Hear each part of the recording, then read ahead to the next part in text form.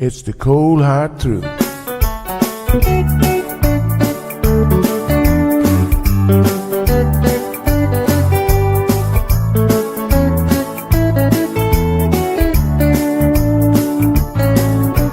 Everyone really want to know what's going on with her show. Just get on the air and you will know it's Sandra.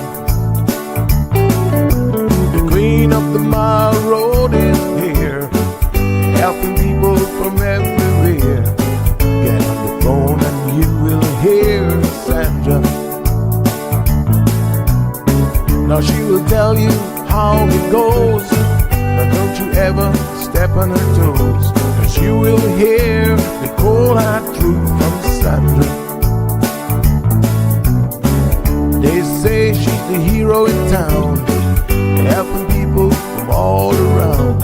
You get a call, your money is found, it's Sandra.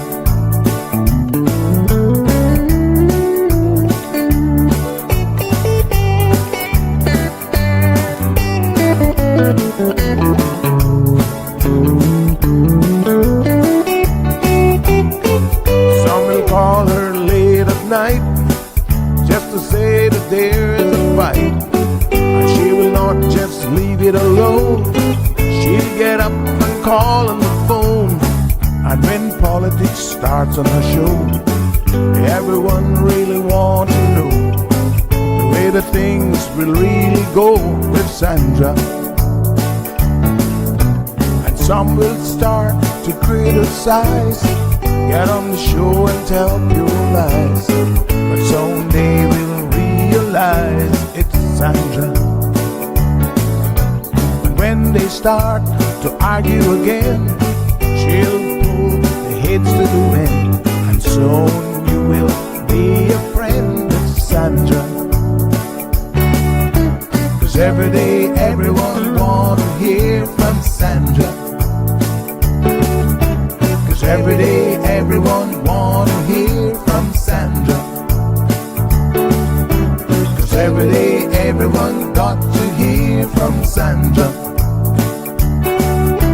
'Cause every day everyone got to hear from Sandra.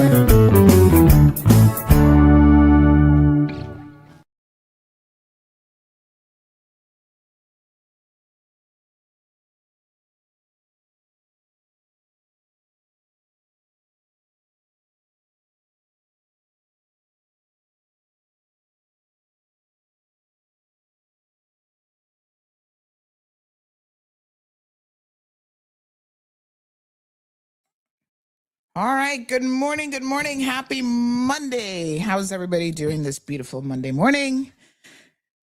So good to see you guys. Good morning, Abby. Abby was the first one in the comment section today.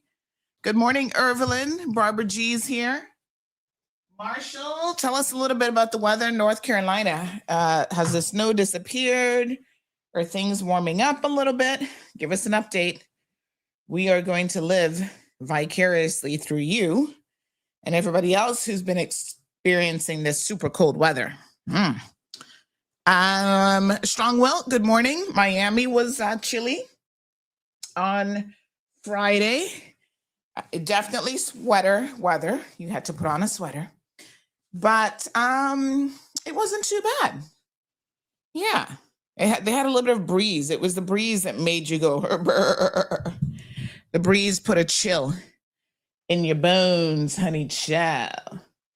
But yep, other than that, it was beautiful, actually. I think sometimes you kind of need the change to appreciate the sunshine. You know, without the rain, you don't appreciate the sunshine. And certainly the cold weather makes you appreciate the warm weather equally as well. So hope that you guys had a wonderful and safe weekend. We do have the premier who is going to be joining us here shortly, the Honorable Andre Ebanks. So we're going to do something a little bit different for these segments, just to give our guests an opportunity to get through their talking points. Because trust me, I wish they could come on every week, but you know, their schedules don't really permit that. But they always have a long list of things to discuss. So when they do come on, what we'll do, folks, is we'll give them an opportunity to at least partially get through their list. I think the list this morning is a bit ambitious, but this premier, he's ambitious. So we're going to go through as much of it as we can, given the time allotment. And then what we will do is we will go ahead and open up the floor at that point for questions. All right. So I think that's probably the best way to do it, because otherwise it becomes a little bit disruptive to take calls and questions and so on in between. So that'll be the format. We did it on Thursday with Minister Jay as well, and it worked quite well. So I think it'll be fine. We'll highlight, your comments will still show up on the screen. And I do believe that their various teams will go through afterwards and look at any additional comments and questions that you have for future discourse. Okay. So we're going to just give him a few minutes to get in the studio, and then we'll get started. So Super Bowl Sunday, how was it? Boy, oh boy, oh boy, I tell you what. Cayman was buzzing last night. What can I say? I was sitting here kind of watching it. I'm not really an American football fan, but we all watch it for the halftime show. I feel like probably a good 50% or 60% of the viewers watch American football, particularly the Super Bowl, just for the halftime show. We are not watching it. I don't even know who won last night. When I turned it off, the score was 9-0. Did that change? I have no clue. So, but what I can tell you is that we were all watching the halftime show with Bad Bunny. And, we were sitting there minding our own business, watching the show. And towards the end, my phone started going ping, ping, ping, ping, ping, ping, ping. And I was like, what's going on? Oh, is the liquor store getting robbed again? No, better than that. The best news ever. Our little Cayman flag was right there being represented at the Super Bowl. Never have I ever seen our flag being represented quite like that on American soil. And trust me, everybody was so happy. We were all like, oh my God, did you see that? People were just messaging me, Sandy, did you see the Cayman flag? And some people couldn't believe their own eyes. Some people were like, wait a minute, is that real? Did we really just see the flag? And I was like, yeah, that was it. People were sending me pictures. And I was just like, oh my God, then I started to get videos. So the Seahawks won. Who are they playing again? I tell you what, I don't have a clue. But what I do know is we had immense pride last night seeing our flag. Now, he didn't mention Cayman by name. He mentioned Jamaica, which I thought was nice. And, his show was all about unity and love. And so he had a number of the, because I know Belize flag was up. So he really was representing the Caribbean, Latin America, and the Caribbean. So it was fantastic. Yeah, I love it. Thank you, Bad Bunny. I don't know who was carrying the flag, though. I was kind of like, who's carrying our flag? I reckon most of us didn't care. We're like, hey, flag is represented. It's just a moment of national pride. If you understand, you understand. If you don't, I don't know what to tell you. But, we're such a small little country that any sort of recognition on the international stage makes us feel so proud. Positive recognition. Yeah. So that was nice. It was, thank you, Bad Bunny. I really enjoyed it. Now, did I understand the music? Not really. I'll be honest with you. I've heard of him, obviously, but I wasn't really familiar with any of his music. And after last night, I'm like, okay, this is straight up Latino pop, reggaeton, a little bit of reggaeton mixed in maybe. At times, the entire Super Bowl was done in Spanish. The halftime show. So listen, 70 something percent, I think it was 73% of Americans don't even know that Bad Bunny is an American. Now, low key, I think that that's funny. And it certainly says a lot about America. But just in case they didn't get the memo, Puerto Rico is part of America. They're all Americans. You can't deport them anywhere. All right? Hey, chill. So, sounds like Americans need to educate themselves. I'm just saying. Not for nothing. But a lot of them sound awfully ignorant. They don't have a clue what's going on. Kind of sad, but there you go. So what did you guys think of the halftime show? By the way, you saw the couple that did the whole marriage thing. That was a real wedding, apparently. Like they really did get married at the Super Bowl. So that might be a first. I can't recall anyone ever having gotten married at the Super Bowl halftime show before. And Lady Gaga, that was her. I almost didn't recognize her, to be honest. Marla and I were sitting there going, who is that? But Lady Gaga, who's very, very talented, by the way, she is amazingly talented. She's also known for kind of switching up her looks quite a bit. And so, sometimes you don't always recognize her as such. And then on the other side of the spectrum, the Trump supporters who are anti-Bad Bunny, I guess, they decided to have their own show. This is, I'm confused. Turning Point, that was the guy that unfortunately got assassinated. What's his name? Charles Kirk or something. His wife is pregnant now, by the way.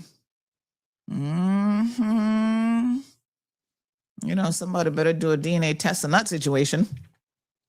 But anyway, she is pregnant and having presumably their third child, but I don't know about that. So they had their own concert, but wasn't he supposed to be like a big time Christian and part of this religious group? So why did he have Kid Rock leading the concert when Kid Rock has been singing songs and talking about how in his music, how he prefers underage girls? That's not very Christian-like at all. What the heck? Oh my God, America, you guys have lost the very definition of what it means to be a Christian. Oh my God. I can't believe it. I'm shocked at what we have turned things into. But there you have it. That's I guess the new American version of Christianity. You better be okay with pedophilia. Y'all turning the clock back in time. What a hot mess. All right. Well, they had lots of eyes on their show. It was being blocked for copyright reasons in some locations, I understand. I think they had about 4.6 or 5 million viewers at the peak of their anti-Bad Bunny show. But Bad Bunny had like 130 million people. So no comparison there whatsoever. All eyes were on him. And in fact, I do believe that there were some people who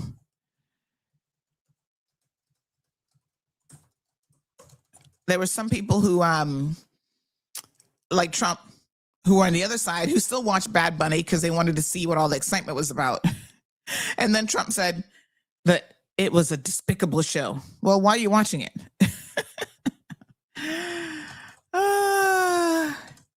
Lord have mercy. I just have to laugh at these people. And I said, yeah, that's despicable, but not what y'all doing on Epstein Island and at Mar-a-Lago. That's in those Epstein files. None of that appears to be despicable because he said y'all need to just get over it. Well, big shout out to our friends across the pond in the United Kingdom, the UK. They seem to be willing to hold people accountable who showed up in the Epstein files. Did you guys see this? We actually posted this and I thought, wow, it's good to see our lovely mother country trying to do the right thing. So over there, people are getting kicked out of housing, Prince Andrew, former Prince Andrew, and other people could potentially be facing criminal charges because of the alleged activity that they were going on with in those files. So that is pretty wild. Wow. I like it though. I like the accountability. I think it's about time. A lot of people were unfortunately victimized. I mean, I can't believe how many kids. Did you guys see the one video during the halftime show with some of the victims coming forward? Doing an anti-trafficking message. Yeah. So UK leader's chief of staff quits over hiring of Epstein's friend as US ambassador. Good for them. So he was responsible. This British Prime Minister Keir Starmer's chief of staff resigned on Sunday after there was discord surrounding the appointment of Peter Mandelson as UK ambassador to the United States of America, despite his ties to Jeffrey Epstein. Yep. So people are stepping down. People are getting removed. People are getting fired, but only in the UK. In the US, it seems like you'll be rewarded, quite frankly, for being in those files. So continue to watch this space. It's pretty interesting.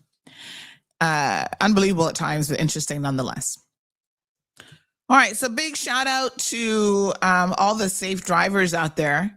And for those of you who are not safe drivers, well, the police need to start dealing with you. So let me see here now. Let me just, there was a request yesterday for us to assist a cyclist who was involved in a hit and run.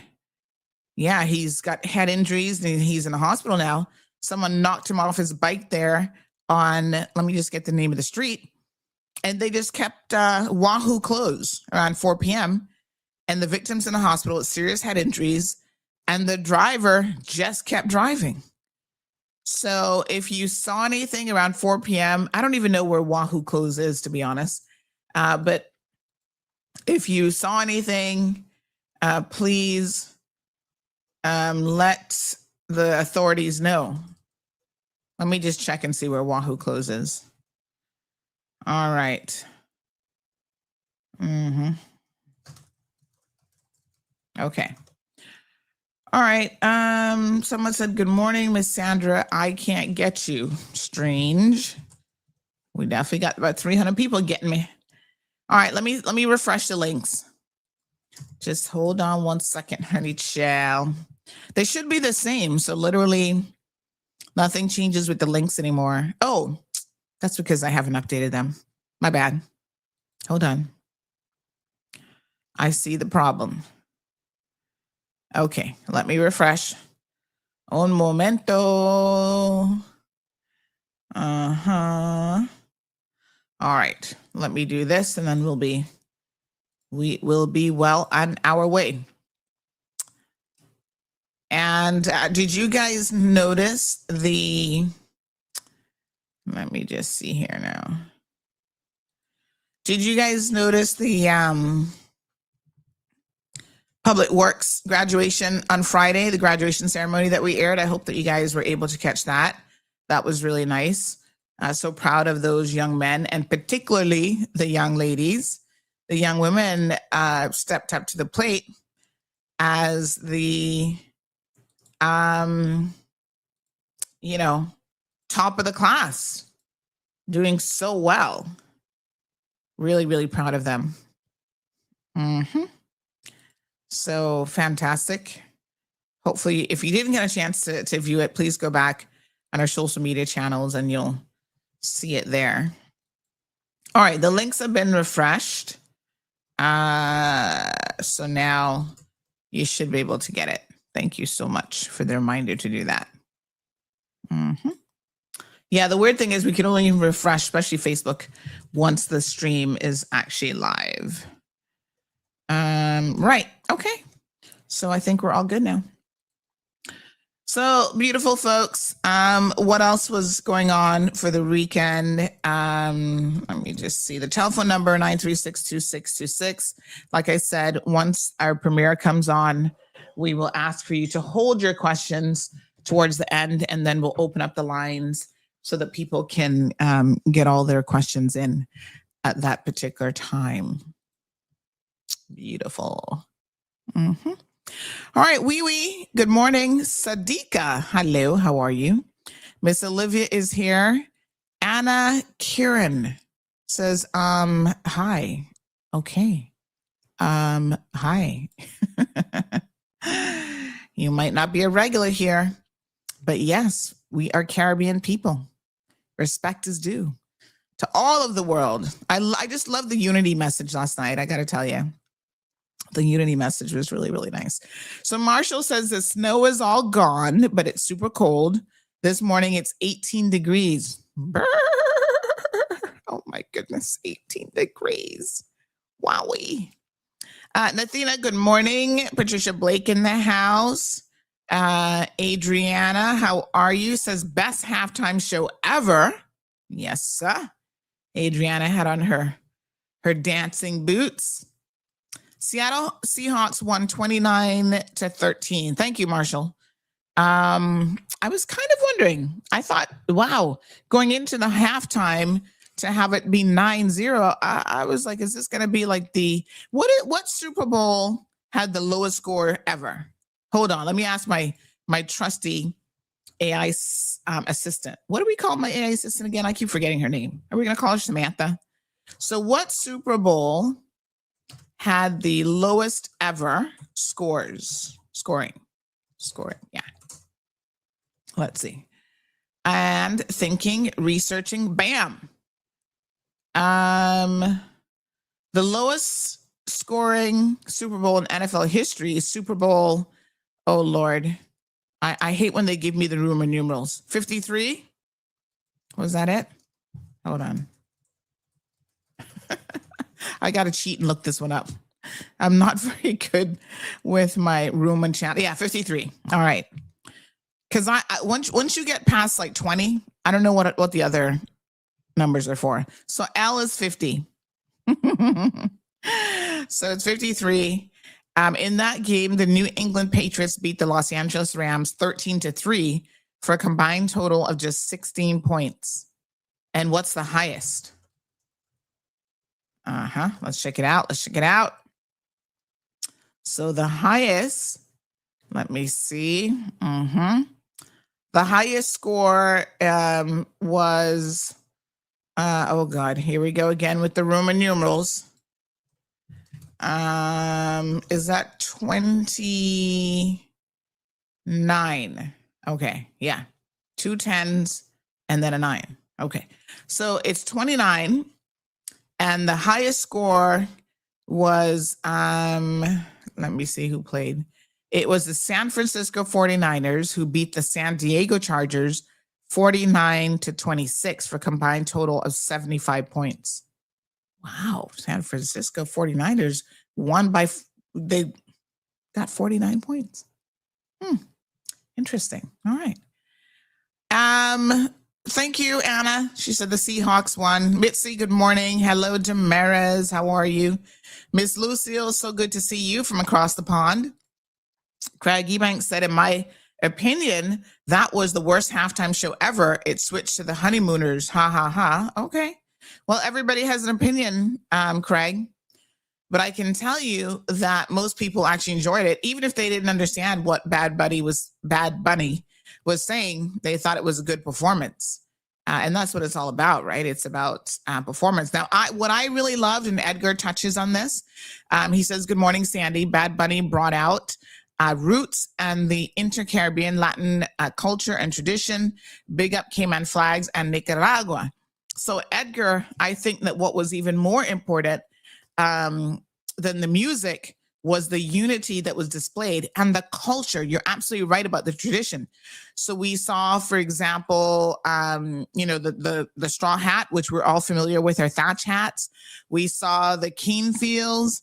A lot of Latin America and the Caribbean is very much intertwined, and we share a lot of very, very similar cultural identity, and it's all weaved in together. So yes, I absolutely loved that representation. And to be honest, I briefly saw on Facebook this morning the opposite show.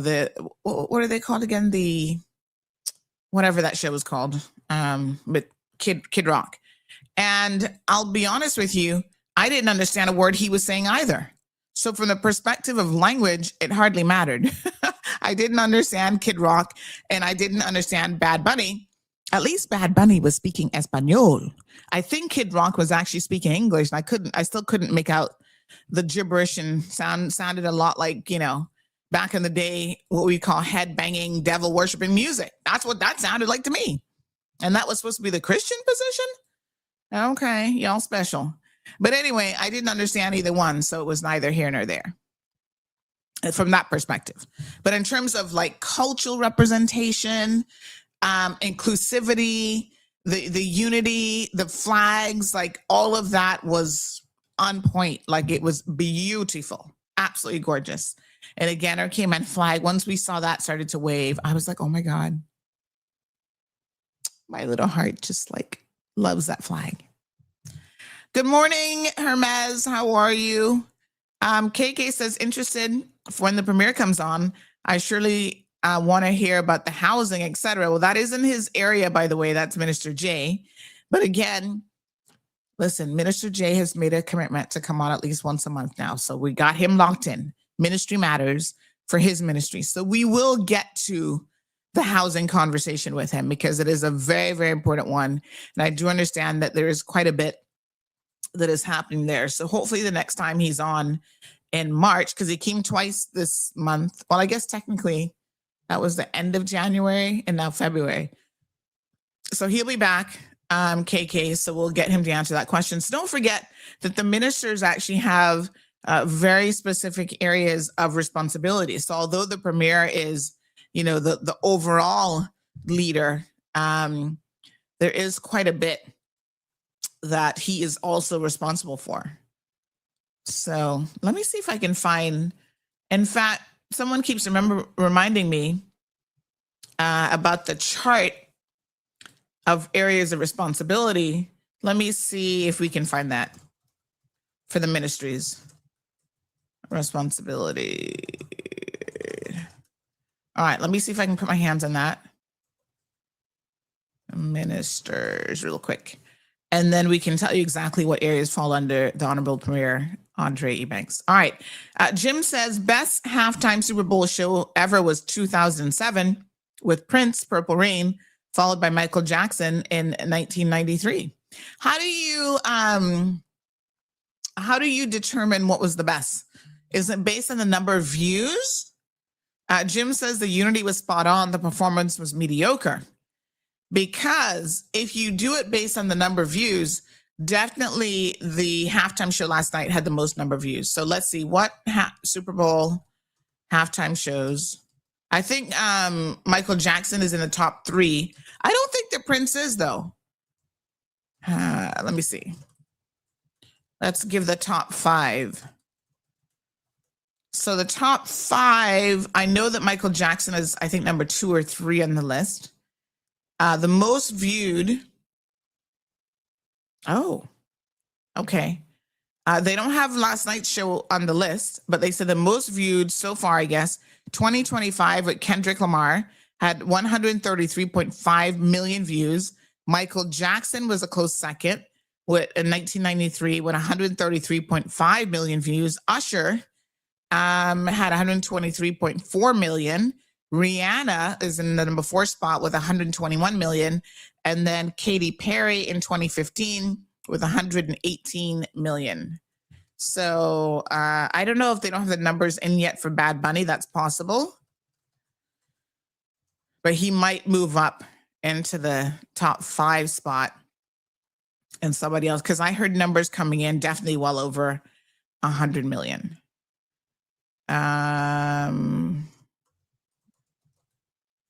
Okay. So that'll probably in the next couple days kind of trickle in. All right. I think our guest is ready. Are we ready, folks? Costing. KK says regarding costing, etc., that the premier spoke about. Okay. All right. You watch Compass Media? Okay. So I don't know contextually what that question's about, but if he spoke about it already on Compass Media, you want him to speak about it again? Okay.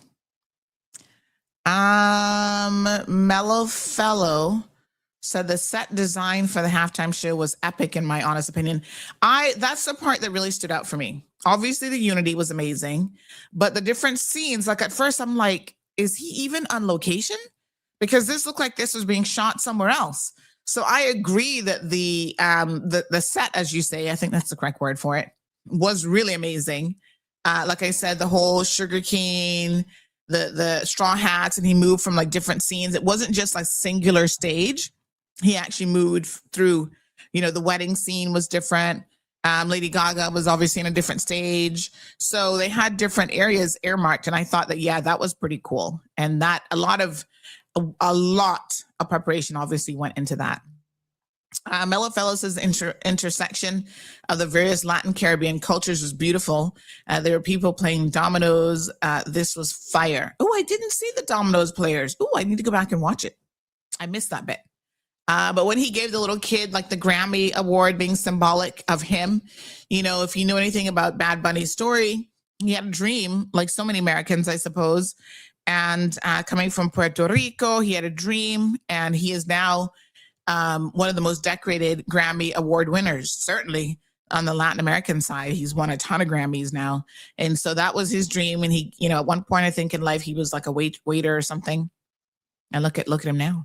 So he gave the little kid the Grammy representing, you too can have this dream and go far. Okay. KK says, I'm aware of what falls under Premier and Jay, but interested to know why it's not done fairly versus favorites. That's certainly an assumption, and we can ask, but I don't know that the Premier is the one who's sitting there picking people. So you'd probably, if you have a complaint about this sort of thing, do you know the Ombudsman's office is a wonderful office that you can go to report on government? And that's who you should be going to. Going to the leader of the government, the premier, or even a politician to say that something isn't being done fairly is not necessarily going to get you the results that you need. What you need to do is go to the agency that can properly investigate it, come to their own independent conclusion about whether something is being done fairly or not, and then hold the actual agencies or departments or whatever accountable. That's what you should do. All right. Nope, we didn't do anything. All right. Let me see here. Just like discrimination is taught, unity and music appreciation can be taught. Benito delivered on both, and Cayman was also right there, says Belika. Good morning, sir. Miss Anita, thank you so much. No, I wanted thank you for that. I needed more of the breakdown of like, not just the broad areas, but like the specifics. So there's a lot of different specific things, like, what do we call those? Like the agencies and like the trusts, the housing trusts and the this and that, like those details I think would be helpful. All right. Anthony says, realistically, I don't think the government can do anything about the housing situation. Number one, they don't own the land. Well, they do own some land, so that's not entirely correct. And this is why it's important for us to speak to, the respective ministers so they can tell us. there are some projects that are already in the works. So where's the land? Where do they own it? And so on. All right. So we got to make sure that we're dealing right. Okay. Okay, so that's not accurate. Government does own land for the purpose of building these homes, communities. And not only that, but they actually have a program. I don't know if it's active right now, but as part of the National Housing Trust, you can actually build on your own land. Did you know that? You don't need government's land. So if you already have your land, you can actually build on it. Mm-hmm. So that's amazing. All right, let me see here now. Oh, thank you so much. Oh, thank you. He wasn't a waiter. He was a grocery bagger about 16 years ago. Yay, go Bad Bunny. I love a good, come from behind story. All right, I think we're ready for the premiere. Let me just finish reading this one real quick from Anthony. He says, number 2, the current affordable housing process is inadequate. You'd have to talk a little bit more about what you mean by that. And number 3, government in the housing business is a no-no. Too much politics instead of business. Interesting. Number 4, government needs to reduce the stamp duty back down, not up. Again, Anthony, I think you got to put that in the correct context, because what they've done, they've increased it on higher valued homes, which has nothing to do with affordable housing. Because let's be fair, if you can afford $1 million or $2 million house, shouldn't you pay more than the average Caymanian trying to get into a little $250,000 house? Think about it. I'm just saying. And when that happens, the real estate companies put up the price and keep the breaks as profits. Well, I think that that's a different conversation to be had. But if the real estate markets, if they continue to put up the price and then people stop buying, I think that hurts them more than it helps them, right? So you got to look at these things a bit more holistically. All right.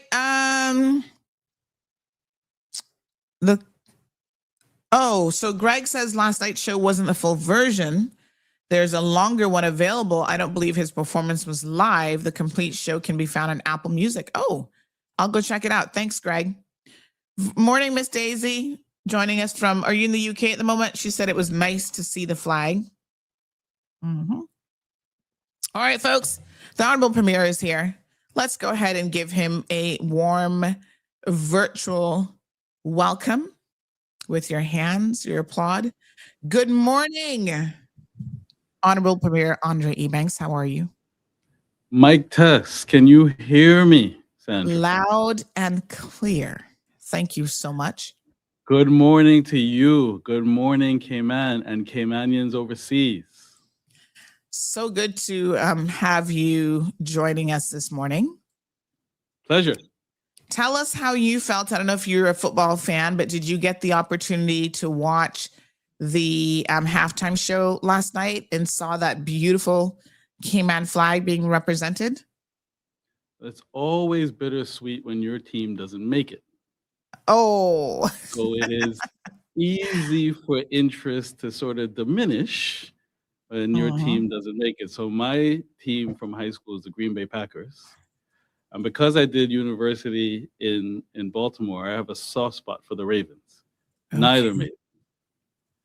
So that's bittersweet for me. Okay. However, for the enjoyment of the game, I thought it was at first like, guys, we need more scoring. It was just field goals for a while. And it was kind of quiet. I thought in terms of the halftime show, I thought the scenery. I heard you. I heard a bit when I logged in. Similar to you, I was wondering whether or not the performance was not in the stadium because of how well decorated it was. It really is like, is he zooming in from somewhere else? And then when they zoomed out, I was like, wow, the decoration was fantastic. I don't know. You said, I think I heard you say you didn't see the dominoes. I saw the dominoes. I missed it. I'm gonna go back and watch it. Go back and watch. I mean, it's just like you're at home. So I thought it was a wonderful representation of the entire Caribbean. And of course, the whole house blew up. I saw WhatsApp chat groups blow up when you saw the Cayman flag. So prominent. And you actually heard him say, Cayman. It was You see, awesome. I missed that. I got to go back and You watch gotta, it. I can send really you fast. someone sent me the exact like 40-second clip just for that moment. I'm gonna go I'll back forward and it watch to you after the show. Absolutely. It was But incredible. It was good. It was wonderful to see the immediate response from all over the world. People were like, "Did you see her flag? Did you see her flag?" I thought that was Cayman. Like some people weren't sure. They're like, because her flag is kind of similar. But when they're like, "I think I saw her flag." It was unmistakable. So, yeah. Unmistakable. And then he said it. I think he said it right before Mexico. Yeah. Okay. All right. I'm going to go back. Yeah. KK says I'm missing out. I'm definitely going to go back and listen to it because I didn't hear Marlon heard Jamaica being called. So I was like, okay, well, if he called Jamaica, maybe he called Cayman as well. So I will definitely go back and have a listen. But yeah, it's just it's a fun show. Obviously the halftime show, but it's so nice to see that level of unity, to see the Caribbean, Latin America being so interconnected, and represented so well. And I don't know who was carrying your flag, but thank you. You did a good job putting it in high. That's what I wanted to know. Who is the carrier I'm of the curious Cayman too, but yeah, I love it. But whomever it was, I love the fact that they were bold, loud, and they had it high. And they're waving and made sure that they came. I don't know if the person realized that they were coming into the lens, but it was obvious.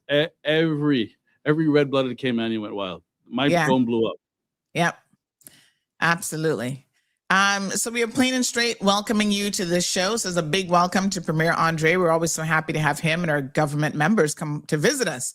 And of course, we've already got 400 people watching you this morning. So let us get this show on the road, plus countless more are listening on radio as well, 103.1 Bobo. Big shout out to Stingray Media.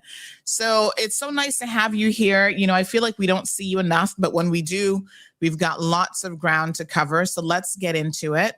Thank you so much for leading this coalition government. So many people, for the first time, I think in a long time, feel very, very optimistic about the things that our government has in the pipeline and what is actually happening. So let's do a bit of a recap, if we will. We're about 8-9 months in? 8 months in. I mean, can I just start by saying thank you for those comments. You're welcome. And that for all of us who are in Parliament and all of us who are in government, I mean this sincerely. It's a sacred duty. I mean, I know world over there are thoughts on parliamentarians, but when a voter goes into the booth, ticks to your name, puts a tick next to your name and indicates that they want you to be their representative, and you have an opportunity to weigh in on decisions and shape the future, I mean it sincerely, it's a sacred duty and it's an honor. To recap, as you would know, May last year is what you indicated. We put forward a coalition government, the NCFC, and it has been flat out 8 months of work. And I'm so appreciative of the level of professionalism on the team, the level of passion on the team, the level of purpose to make this really a term of transformation. The caucus meetings are a joy to chair. That doesn't mean that there aren't differences of opinion. There should be. It's healthy for there to be, as long as it's done constructively and as long as it's done with respect. Yes. So we get into the meat of issues. We get to the heart of matters, and we keep laser focus, the people of the Cayman Islands, but it's done in a very collegial manner, which I'm proud of. If you ask for a recap, there's many milestones that could be said, but if you take it right from the top, it came in, I think, hit the ground running. Credit to the civil service team who right at the first, what they call senior leadership team. So that would be the DG and all of the chief officers analyzed each of our manifestos and presented what they thought from the outside looking in and watching all the forums and debates, what they thought would be the short, medium, long-term wins for the country. We took that and was very appreciative of that work being done in advance. Then we took from that list and decided what we were going to go forth with. We had a strong performance, which led to a transparent 100-day report. Think about within that 100-day report, around that time, we had the first cabinet meeting in the BRAC. I would like to lay a marker down here that I've mentioned to the speaker that it might be good in this term to also do a parliament in the BRAC. But we've done cabinet. We should do another caucus and cabinet there as well. But it would be good, I think, within this term to also have a parliament in the BRAC. We secured large tracts of land and significant tracts of land for government or environmental purposes. We dispelled all the back and forth about, well, how will you all work together? We drafted and all signed in public view and recorded and sent out a coalition agreement to set out our values and our purpose and our manners of working. Then strategically moved back what they call the SBS strategic policy statement to closer align with the budget and the coalition agreement so that you had the manner in which we're going to work, but the goals that we were going to set forth. And then, of course, pass the budget. And between that time, there's still other work going on, following up on infrastructure in each of our constituencies. I think just about every member had one, if not two, district meetings or constituency meetings in the case of some of those who have smaller constituencies. We also had to deal with the unexpected. Hurricane Melissa. Thank the Lord it did not hit us, but that does not detract from the level of preparation that can wipe out an entire week to prepare as if it's going to. Because if, say, for example, any government sits back and then kind of wagers that it's not going to hit us, and then it does, then where was everybody and where was the prep? So you do have to pause the work that you're on, which can take out an entire week because it's meetings after meetings after meetings. You're watching the weather. You're making sure that all the preparation is in place. And then you don't want it to hit anybody or do any damage, but it hit our neighbor. So we had to be sure that, look, Jamaica, with the history, the roots, the Caribbean spirit, how they were there for us and Ivan, it was one of the easiest decisions for the term that we have to be first. So during the what they call the NEOC meeting, that's the emergency meetings where you're prepping, we called CEO Fabian Worms and I said, CEO, I want you to be tracking all of the airline slots. And the minute that they're willing to bring in aircraft, Cayman has to be one. We have to be one. We have to get there first. He did. We were not just one, we were two. The first two flights to land. And be able. We did an in-kind donation of about 200,000 US, and then we completed that by the end of the year. There was also international engagement. Myself going to what they call the OECD meetings, that's the main international tax body. Well, it does other things, but it also does tax to find new areas of business.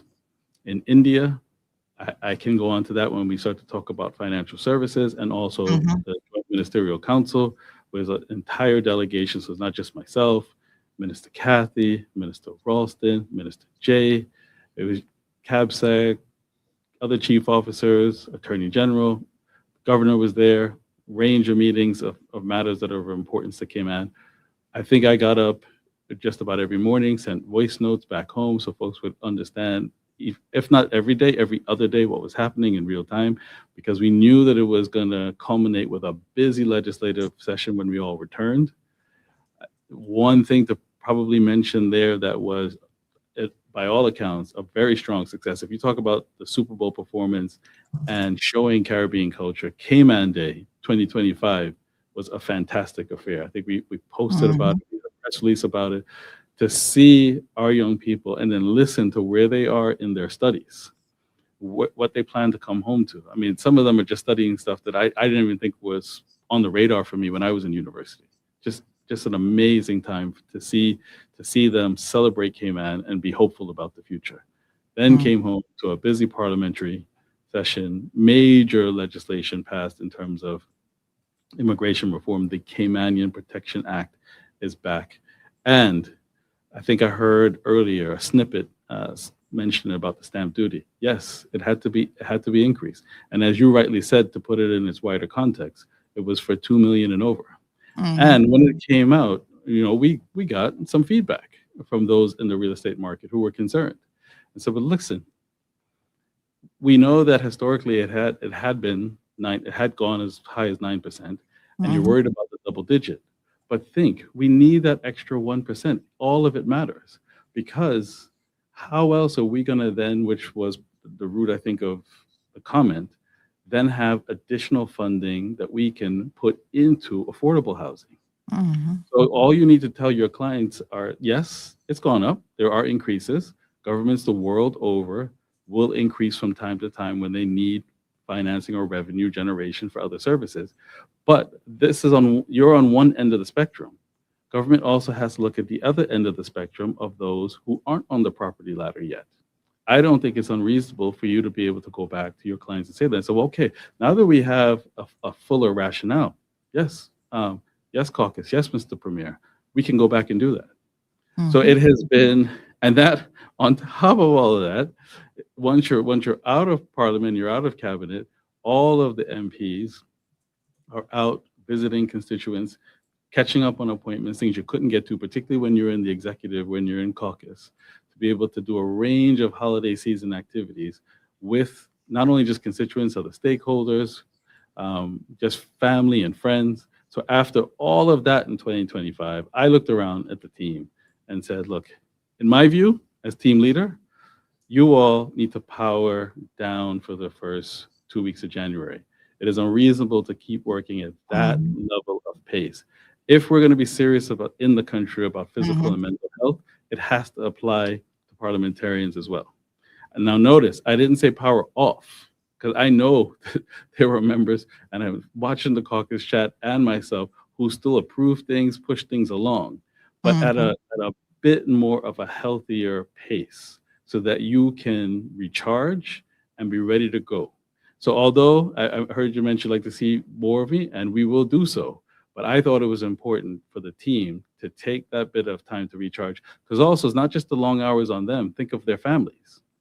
So typically in Cayman, the holiday season is very well respected, and typically the first 2 weeks of January are on the slower side. Some people are still traveling, haven't even got back yet. So let's recharge, regroup, because we know that the race will be long as we push through 2026. So there are a bunch of other things I could say, smaller infrastructure projects in different constituencies. Shout out to West Bay South and Minister Jay for getting Morgan's Harbor Dock as an example put through. Other members have had other infrastructure projects and other initiatives in their constituencies, but it has been full on, to say the least. Wonderful. No, I mean, the entire team, I think, has been extremely busy. And I like the fact that you say there has to be some work-life balance there. You guys are not machines. Everyone needs the break to kind of rejuvenate themselves and to keep going, really, quite frankly. So that's good to hear. And I know after travel, I come back and I'm always fatigued. So I can only imagine you did a number of countries, kind of back to back, what that might have been like. So already getting some early comments and feedback. Like we said, we're going to kind of hold some of the commentary until the end of the program so that we can get through some of those key points that we wish to get through this morning. But lots of positive comments from people saying that you're very invested in doing the right thing and fairness, and they really respect you for that. So thank you so much to our listeners for sending the comments through. KK even says, continue fighting for us, Sir Ebanks. So let's keep going. And I do have the video that your GIS team produced for the first 8 months, and we'll play that towards the end of the program as well. I think that's a good recapping opportunity so that people can kind of know what the government has done within not just the first 100 days, but the first 8 months that they have been in as a coalition government. And, there is hope that a coalition government can work effectively together. And so far, this particular team seems to be doing quite well. So let's move on, I know that we have a number of things that we kind of wanted to touch on this morning. Let's talk about the National Coalition for Caymania's vision, the goals, and how we're going to address some of the ongoing cost of living issues. Thank you. So after the bit of a power down, we then came back to have a retreat and say to ourselves, okay, SPS done, budget done. So now there's actually assigned monies to each of the priorities. What are we going to really drill down to, each minister? What are we really going to drill down to complete in 2026? Remember, it's a 2-year budget, right? So what are we going to complete in 2026? It was an interesting exercise because it was done with a bit of an AI tool for members to feed in at the retreat and let it populate, and no one was able to see everybody else's answers. So it was an interesting exercise to see what came back and to see whether it would match what was in the SPS and the budget versus what people were saying. On a couple of occasions, I'm going to read you some of them. I have it here to read you some of the results. On a few occasions, you would see a member go, but folks, we did say we were going to do this, and you know this needs to be done in a particular area. But then you could see the team challenge the other member. Was like, right, but the question was, what can you realistically get done in 2026? That might occur, but it might fall into 2027. And then you could see the relevant members sort of like, okay, so we haven't forgotten about it. So it's not that any of them aren't important. They're all important. But you do have to pace yourself. You do have to prioritize. And you have to, because then if you work on too many things all at the same time, then maybe nothing happens. Right. You need to continue to pace yourself and show milestones. So just a few that jumps out at me that we have under the, so you remember that there are 7 broad outcomes in the SPS. First one is education, immigration, workforce development. Minister Anglin working on a launch of a talent graduate program. So the returning scholarship students now have guaranteed employment with private sector partnerships. He wants to get that done. Establish the national workforce strategy. Get that done. Enhance ECAP. Get that done, because that's in the budget. This is just to name a few. Housing, infrastructure, and environment. That's under its own broad outcome. Relaunch the housing assistance mortgage program.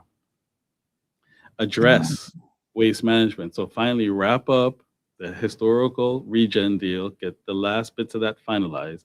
But then once that's done, even though that feels like a journey, and I know Minister Kathy is working very hard on it, but then the next thing is what comes next. Anytime I've ever said that to a constituent, yeah, that's great, that's fine, you need to get that done, but what happens now?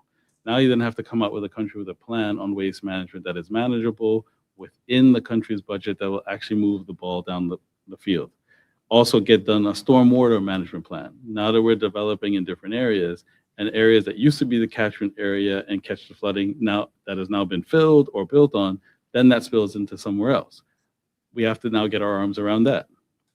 On the economy, which will come on to in specific responsibilities under me, is maintaining our international financial standing.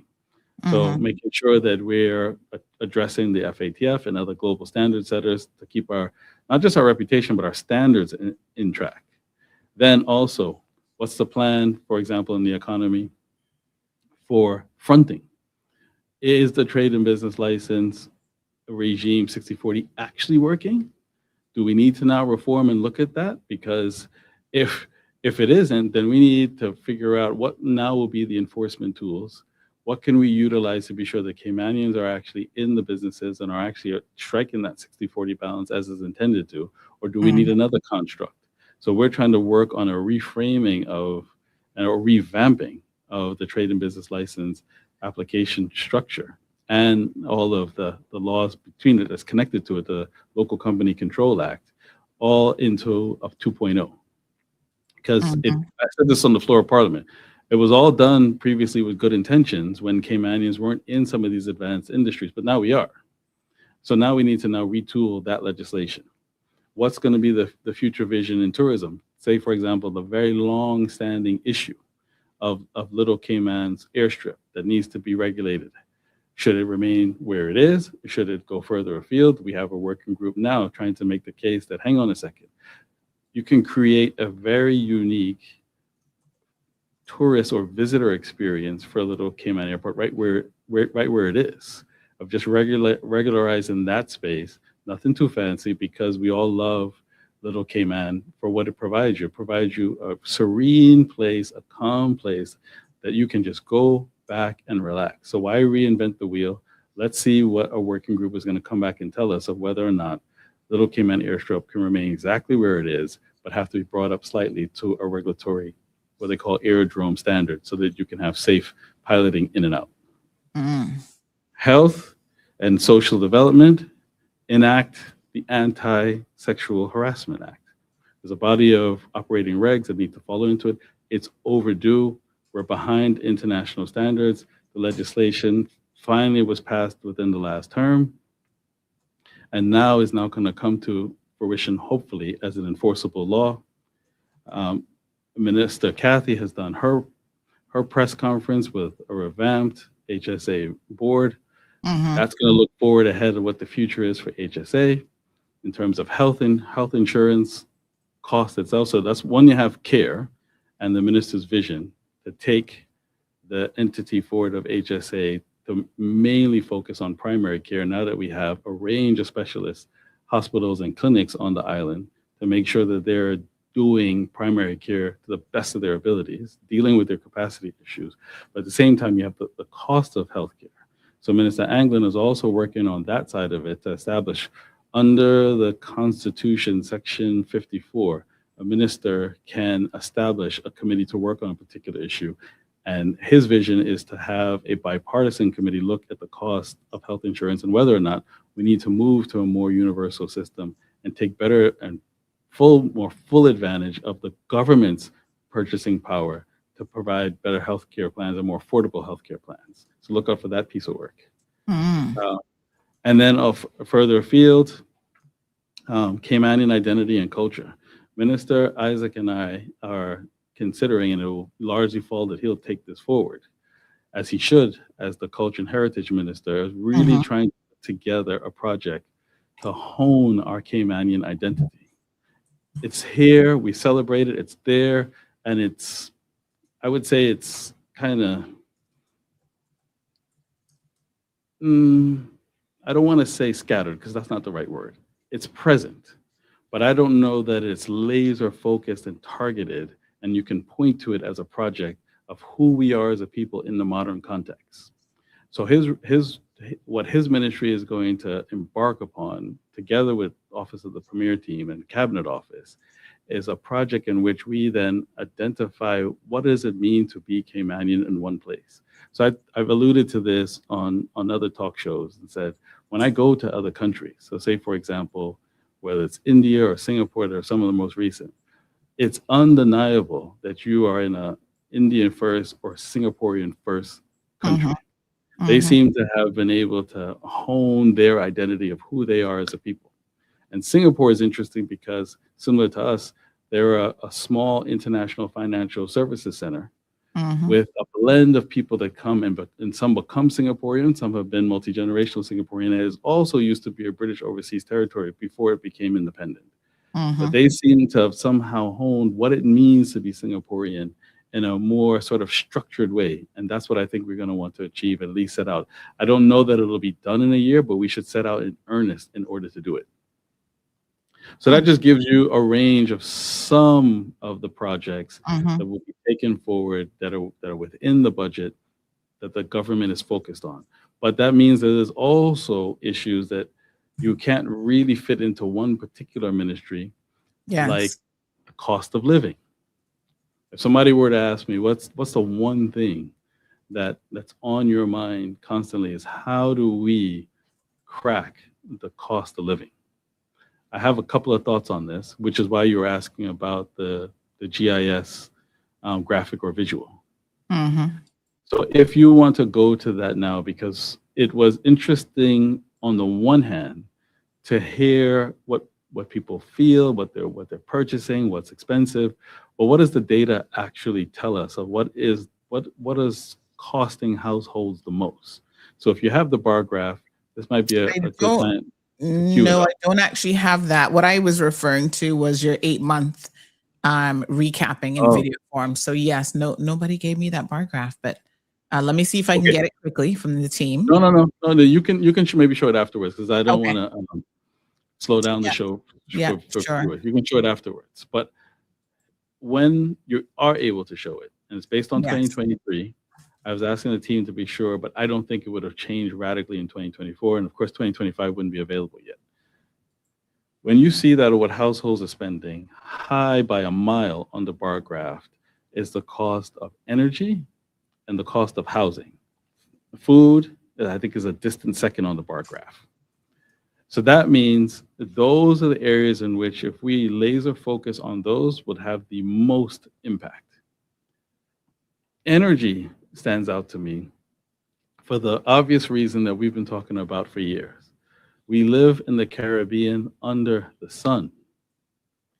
If we can lower the cost of electricity, then you lower the cost of living so that you're able to then afford more at the grocery store, in the marketplace.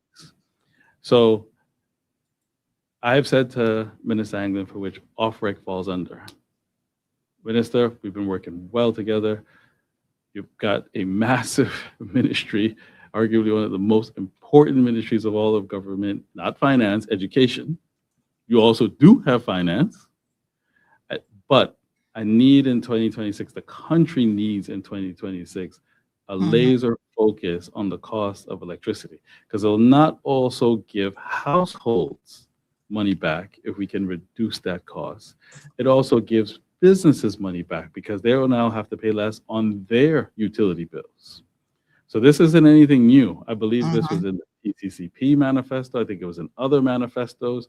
Once that cost goes down for everybody, which should get passed on to the consumers, if your energy bill in each of the marketplaces are lower and our households are lower, then you have a better cost of living.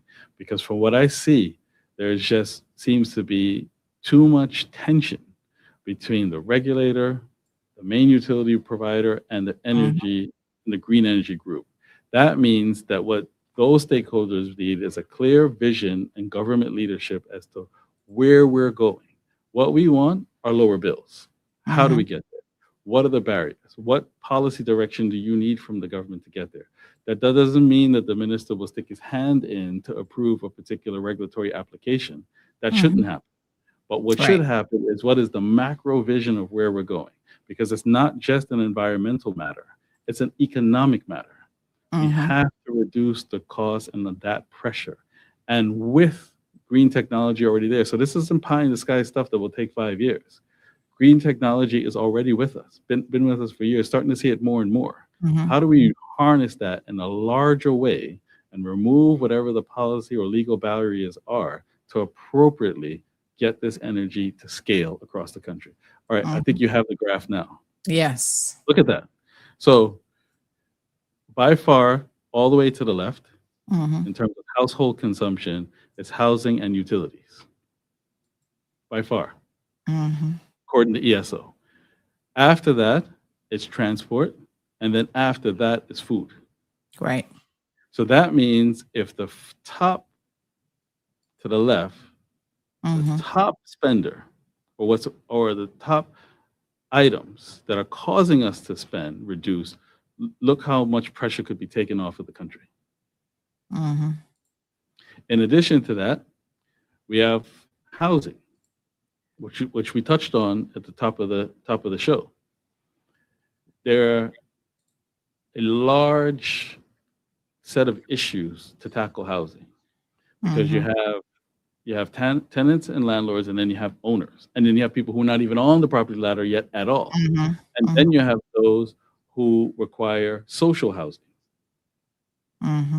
Let's look at each of these sort of in turn.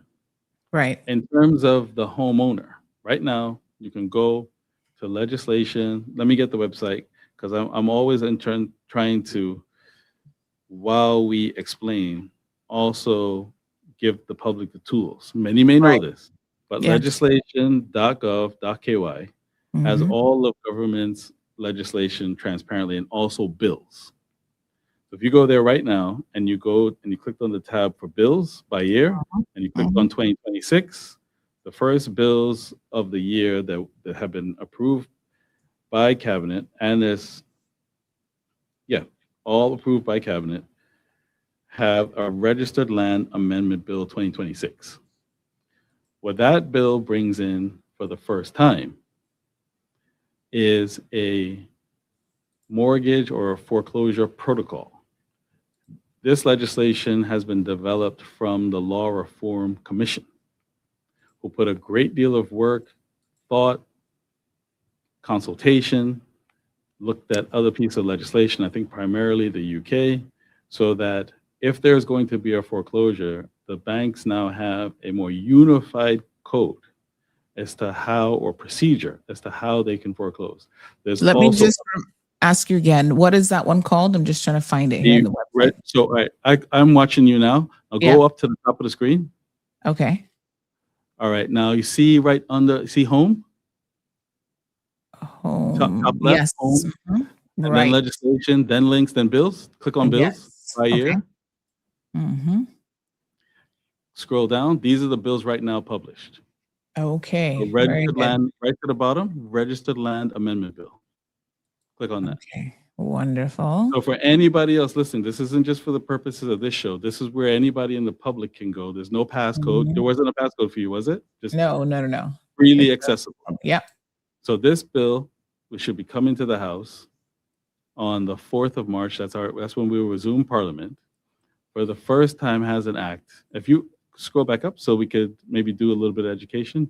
So what's called the long title of the bill, right there, bill for the acts. Let me open it because that's too small for me to read from this Yes, screen. it says a bill for an act to amend the Registered Land Act 2018 revision to streamline the provisions impacting charges of land, to provide for more informed pre-lending and pre-action process, and for incidental and connected purposes.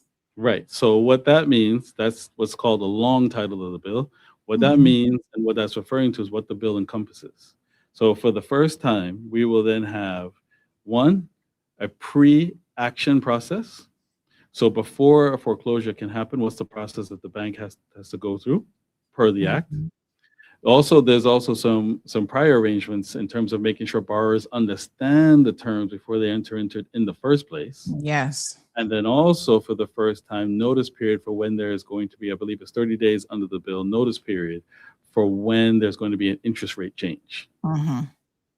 The reason I say this in the housing context is because if you're a homeowner trying to keep up with your bills, now you're provided a greater level of protection before you can face foreclosure, because we don't want people who already have homes, and if they can enter into an arrangement with the bank, and a lot of the banks do a good job of this, I must say, losing their homes and then compounding the housing problem. So that's one. Then we're also trying to get those onto the property ladder in the first place. So what you're going to see is a range of initiatives that will be, one, relooking at the stamp duty. What other breaks and incentives can we have for Caymanians? Myself and a couple of caucus members have been saying this for quite some time, but I'm hopeful it will happen within our term, where if you're a first-time Caymanian buyer, because the amount of the home that you have trying to purchase or you're targeted to purchase is above the threshold in which you'll be waived, you then end up getting charged the full freight of stamp duty. But the purpose of the policy isn't for the government to make money. The purpose of the policy is to get the Caymanian onto the property ladder. So let's move to a system where they pay a percentage above the duty is paid on the percentage between the threshold amount and how much your purchase price is, instead of paying the entire 7% on the whole thing. So we need to then find little ways like that to incentivize Caymanians to get onto the property ladder. Because when I talk to those who are either my constituency or outside of the constituency, one thing after they've gone through the whole gamut of the bank application, which catches them at the end, is stamp duty. Absolutely. In addition to that, in addition to that, and then you have to write a letter, and then you have to, and then the minister then has to then decide whether they're going to do it. Let's take all of that out of that. This is your first purchase. We're trying to get you onto the property ladder. Yes, somebody could say, well, then government will forego that revenue. True. But think of the value that's getting back in the community of the person getting into their own home that they're going to pay for. they're going to be fine afterwards.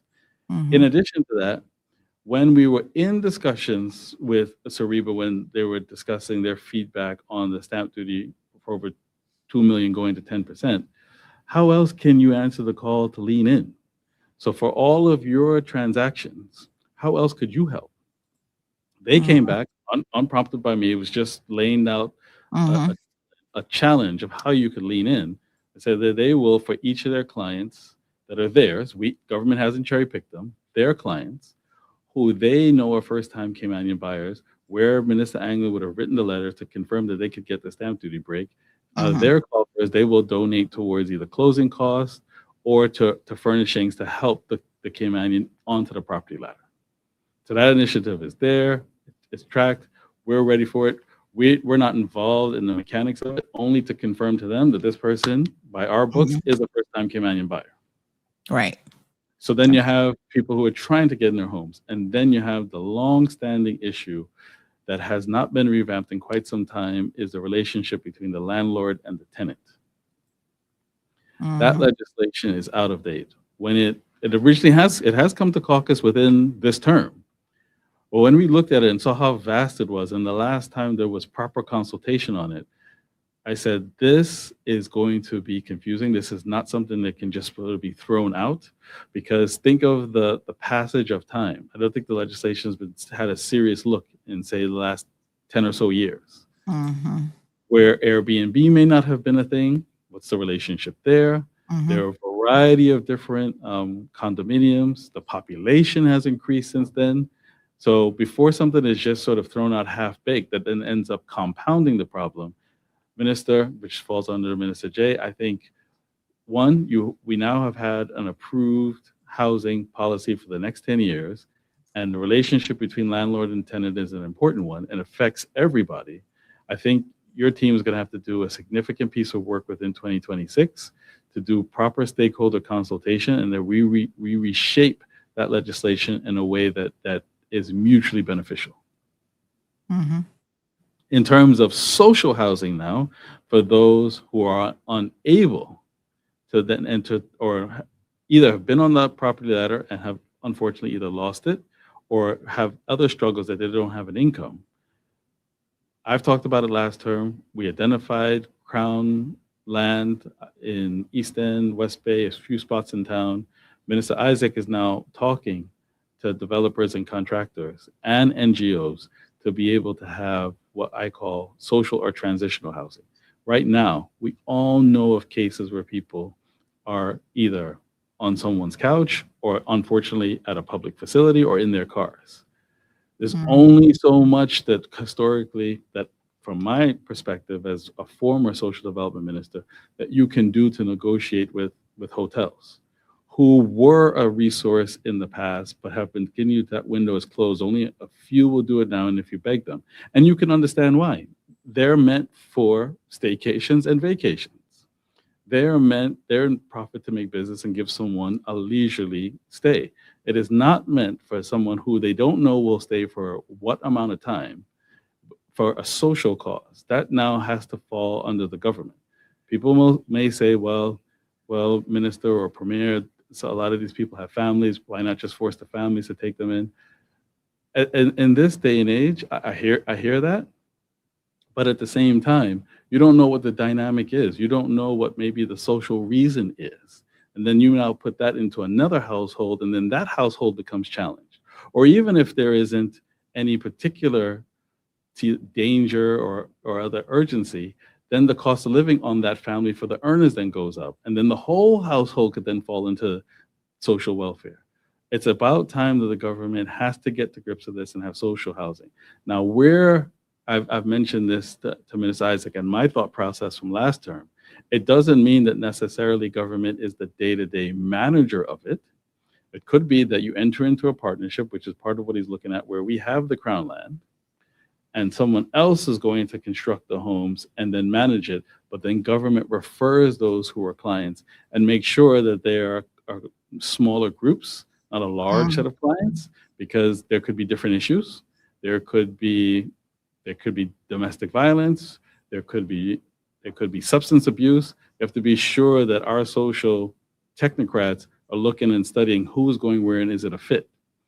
So that will be the government's role of it, but it's not necessarily that the government is managing the facility day to day to avoid what some might say is cherry picking. You've got in here because you know so and so. What we will do is provide the data, give insight as to who might be best placed where, and throughout the country, not all in one place. Because social studies show that if folks look around, particularly those who may still be able, look around and say, all right, this neighborhood seems like it's going to work. I've gotten a new job, a new chance on life. You're more and more motivated to continue to get up yourself than those where if everyone around you is at home. It's social studies show that it's a mindset. Right. Yeah, absolutely. And we had a question earlier about the fairness of the process when it comes to housing allocation. I'm not sure if you've received any direct concerns there, but is there any way to make it more fair and balanced? Like like I said to the person, we need more details on exactly what that means. But, some people are complaining about, okay, they've submitted an application and then other applications that were submitted after theirs appear to get fast tracked or prioritized. Can there be a more transparent process on how people get access to government housing? Maybe it's just about educating the public on how the process works. I'm not really sure where the lack of transparency, concerns are coming up, really. Let us take a leadership position.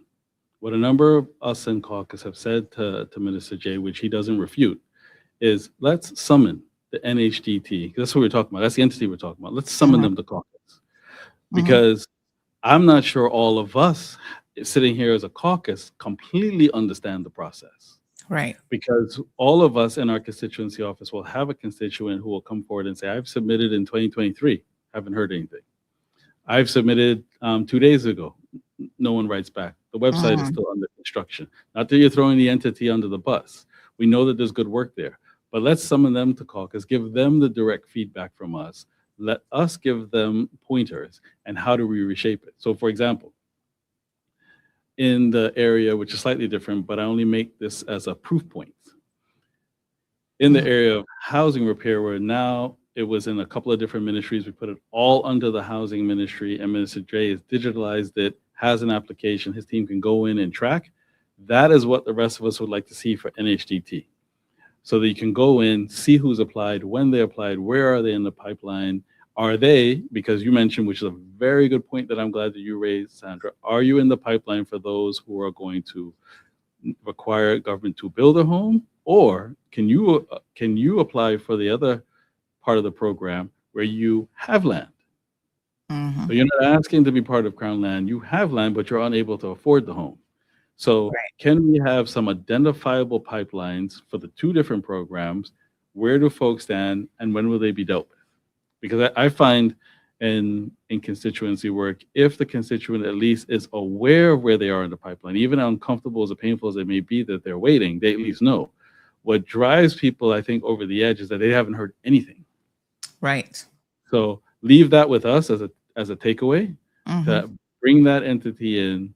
We know that the minister's working hard. We know that he's action orientated, but I think we would all benefit from how is this actually working and what are the future plans to make it more transparent? Okay. And it's the same thing even with job applications in the civil service. I'm not sure if you saw the one where someone applied and 2-3 years later, they're finally getting a response that the position has been filled. And they were like, what position are you talking about? Because so many years had gone by. And I was shocked to see that HR managers in government are literally taking 2 to 3 years. This was actually CBC, so customs, not core government, but still. The fact that someone would be taking years to reply to applicants is just unacceptable. It's not professional in any way, shape, or form. And what I think, as I said, people appreciate, I mean, obviously if something takes an unreasonable amount of time, people's patience will naturally run out. Mine, yours, anybody's. But normally, if people will understand that government is working at this problem, it's not an easy problem. There will be a number of folks in the so quote unquote queue, but where do I stand? Right. But I have some hope, and what government assistance can be delivered in the meantime to offset some of that pain. That's where I think we need to get to with NHGT. But now, there is good news. It's not as if the train is completely standstill. For example, Apple Blossom, West Bay, it's on the move. For Minister Kathy and Minister Jay to be working together, this has been a particular pain point in West Bay Central. It has had a decent start in the last term, but now it should begin to now move at pace. I think it was out on bonfire to get the bids done and completed, and so that works can begin. The chair of NHDT, Mark Scotland, he was there when we did a West Bay update. I think that might have been October, November. We did a West Bay update. He was there. He came in person and delivered remarks to the crowd of where that was going to start. It'd be great to also have that sort of structure replicated in other districts. It's not the only one, but that one has been a sore spot for the country and for the district for quite some time. I'm really happy that it's getting moving, and you have a competent chair that's going to drive it forward. But yes, that same chair and the officers are around. It would be great to get them into caucus to really understand the process. And hopefully after caucus has an understanding, then we can get them in front of the general public. I mean, that would be the plan. Yeah, they serve the public, so we'd love to hear a bit more from them. Let me confirm that. The whole point of us gaining the fuller understanding is to then be able to communicate it. Right. So that we aren't running off half baked. But here's another point that I want to mention. Yeah. And I talked about the tension in the area of energy. Minister Anglin, team needs you, we need you, I need you to be all over this, despite all the heavy workload that you have.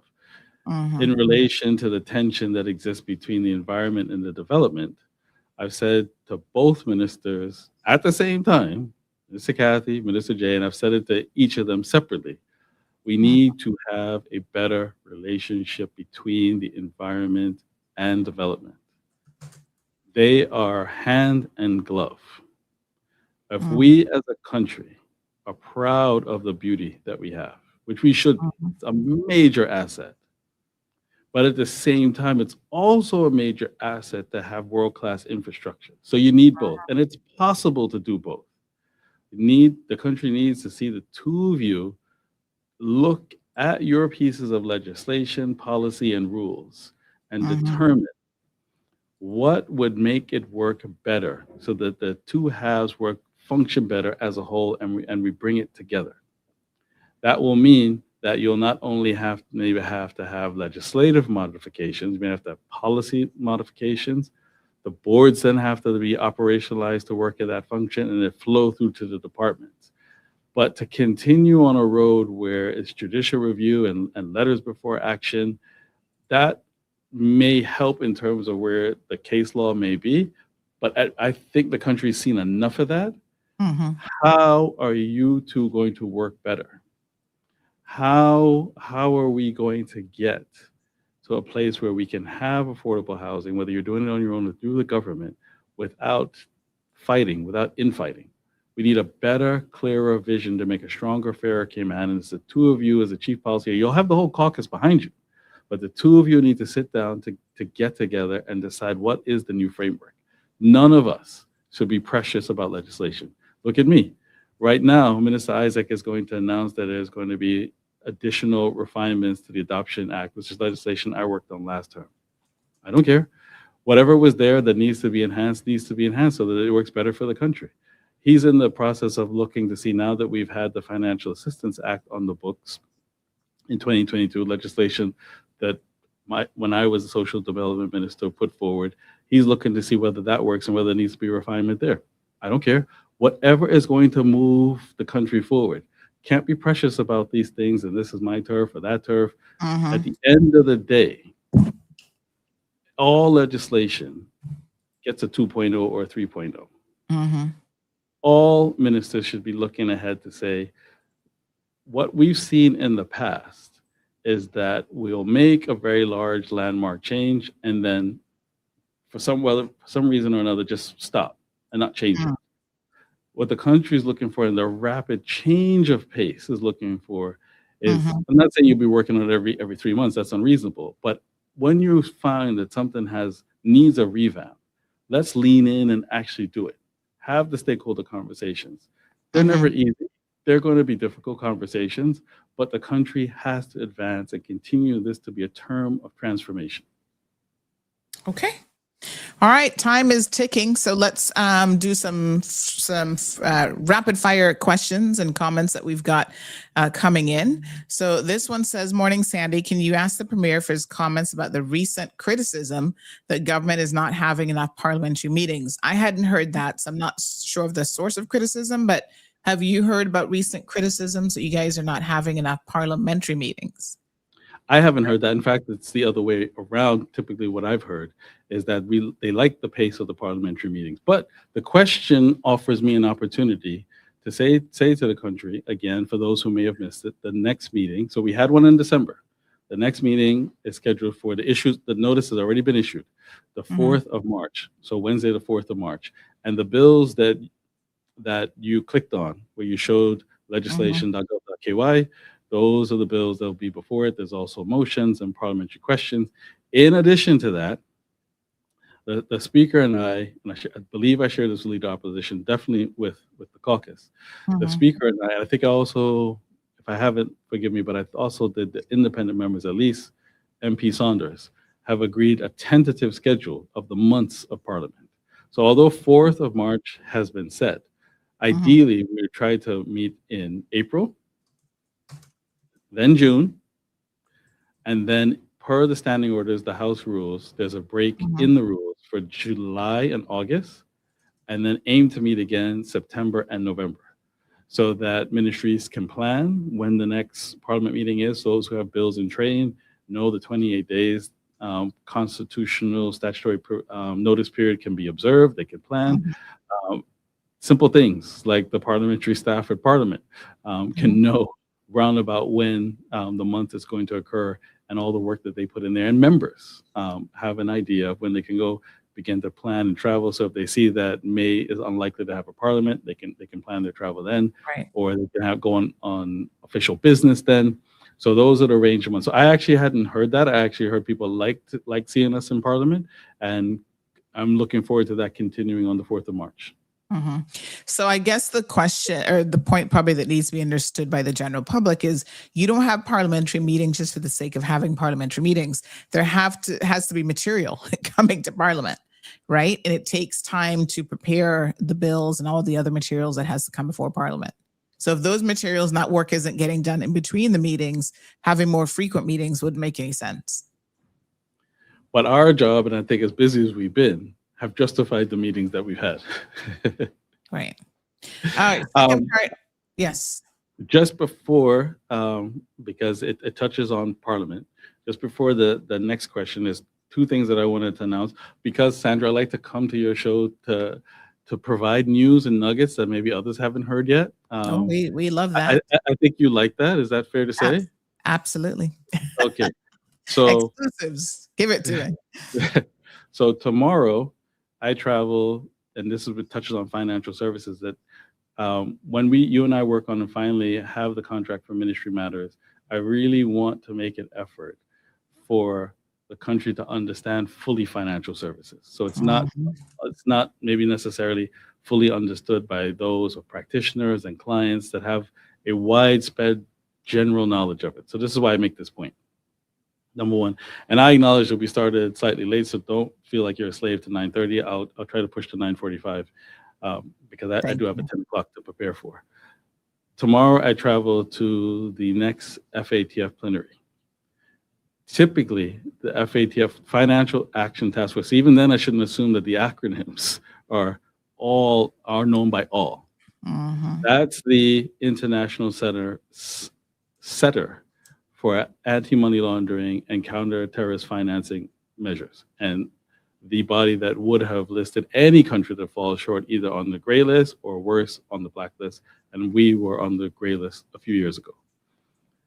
Those meetings, because its headquarters are in Paris, are normally in Paris, but it is going to be in Mexico, because each the FATF is chaired by a president, which is for 2 years. The current president is from Mexico, and they have a custom that the final meeting chaired by that outgoing president is in their home country. So that's why it's in Mexico. Mm-hmm.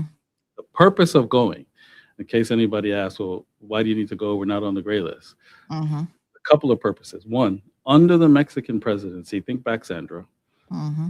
we Cayman were offered, for the first time in FATF history, they started what's called a guest member initiative, where countries who are not, because there are only 40 full voting members out of 200 countries that attend, 40 full voting members started an initiative where they could have a guest member. You'd have all the rights and sit at the big table with the voting member countries to participate, ask questions, state your position.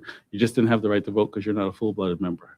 So because that initiative was championed by the Mexican president, I thought it was fitting, one, to thank her for Cayman being the first out of 2 countries to ever have that, be a participant in that initiative in FATF history.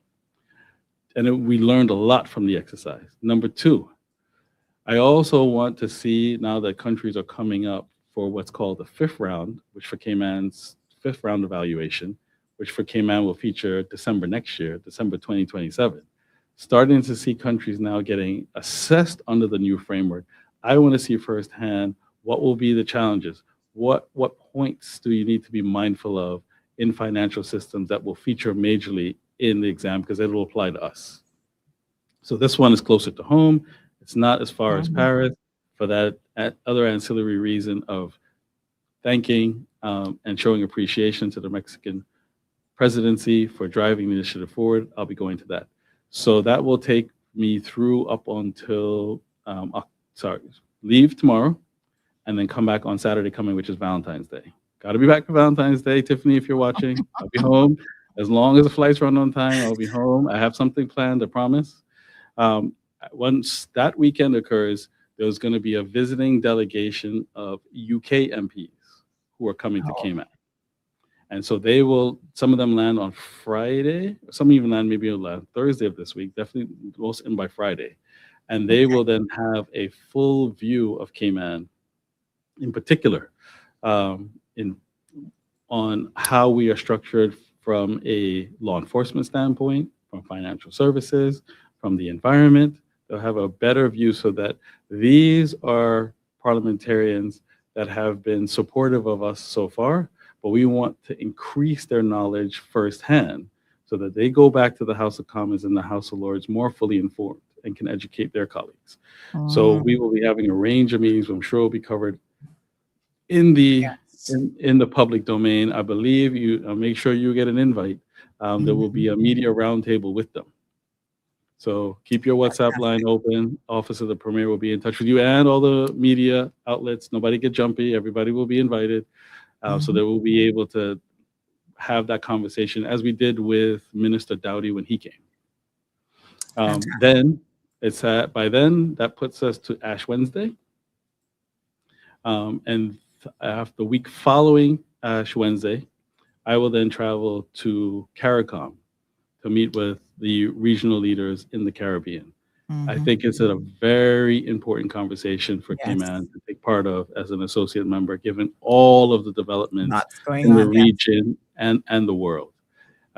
Someone could say, well, could you do it on Zoom? You could, but there's nothing like going to a plenary of that nature with all the Caribbean leaders to be able to sit face to face. And besides just other developments, what other opportunities are there? Who could be a better trading partner, or an enhanced trading partner, or a new trading partner?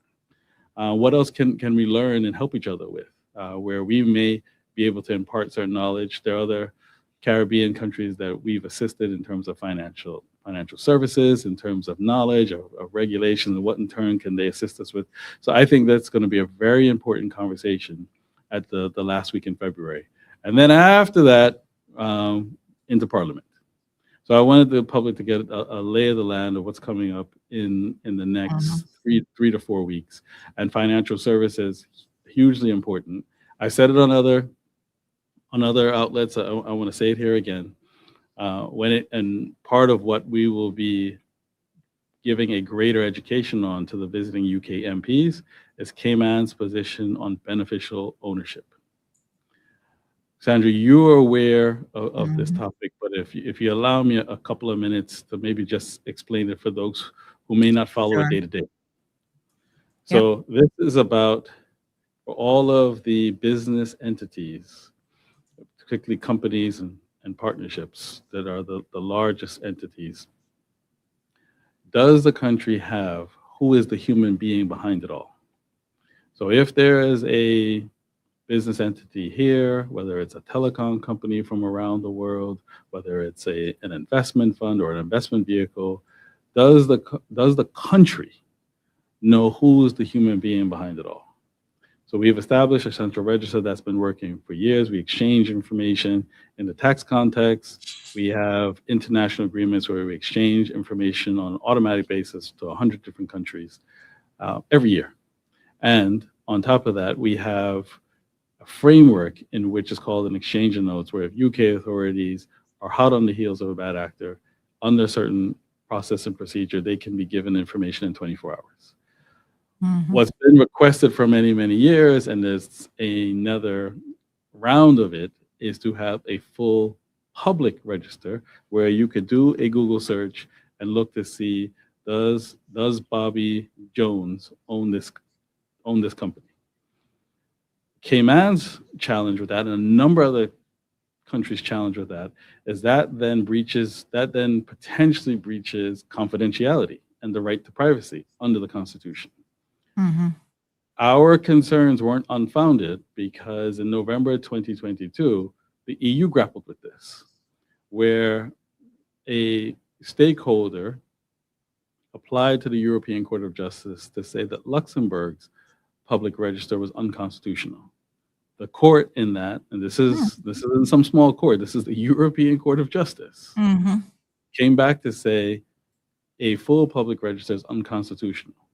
Now, the next thing that sometimes comes up, particularly when I'm in the UK, is to say, well, Premier, we hear you, but the UK is out of the EU, so what difference does it make to you?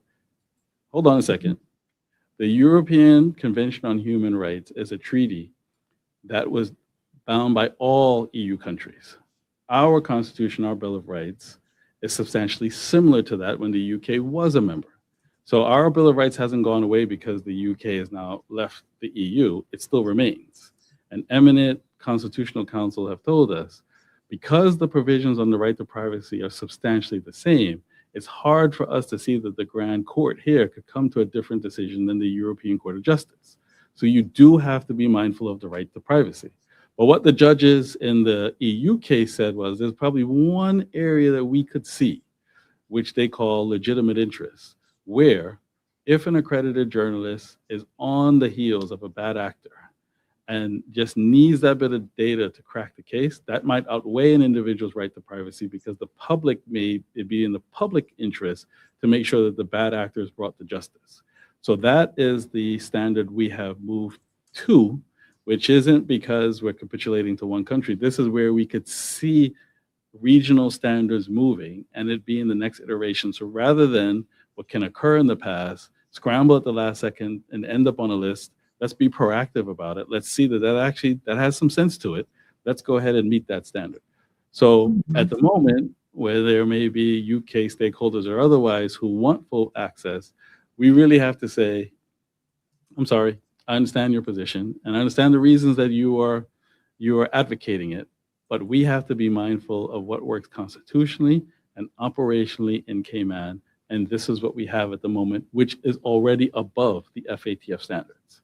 Right. So when the minister was here and when I saw him at JMC, Minister Dowdy, I said, I understand your position. And I understand that each of us faces pressures from Parliament.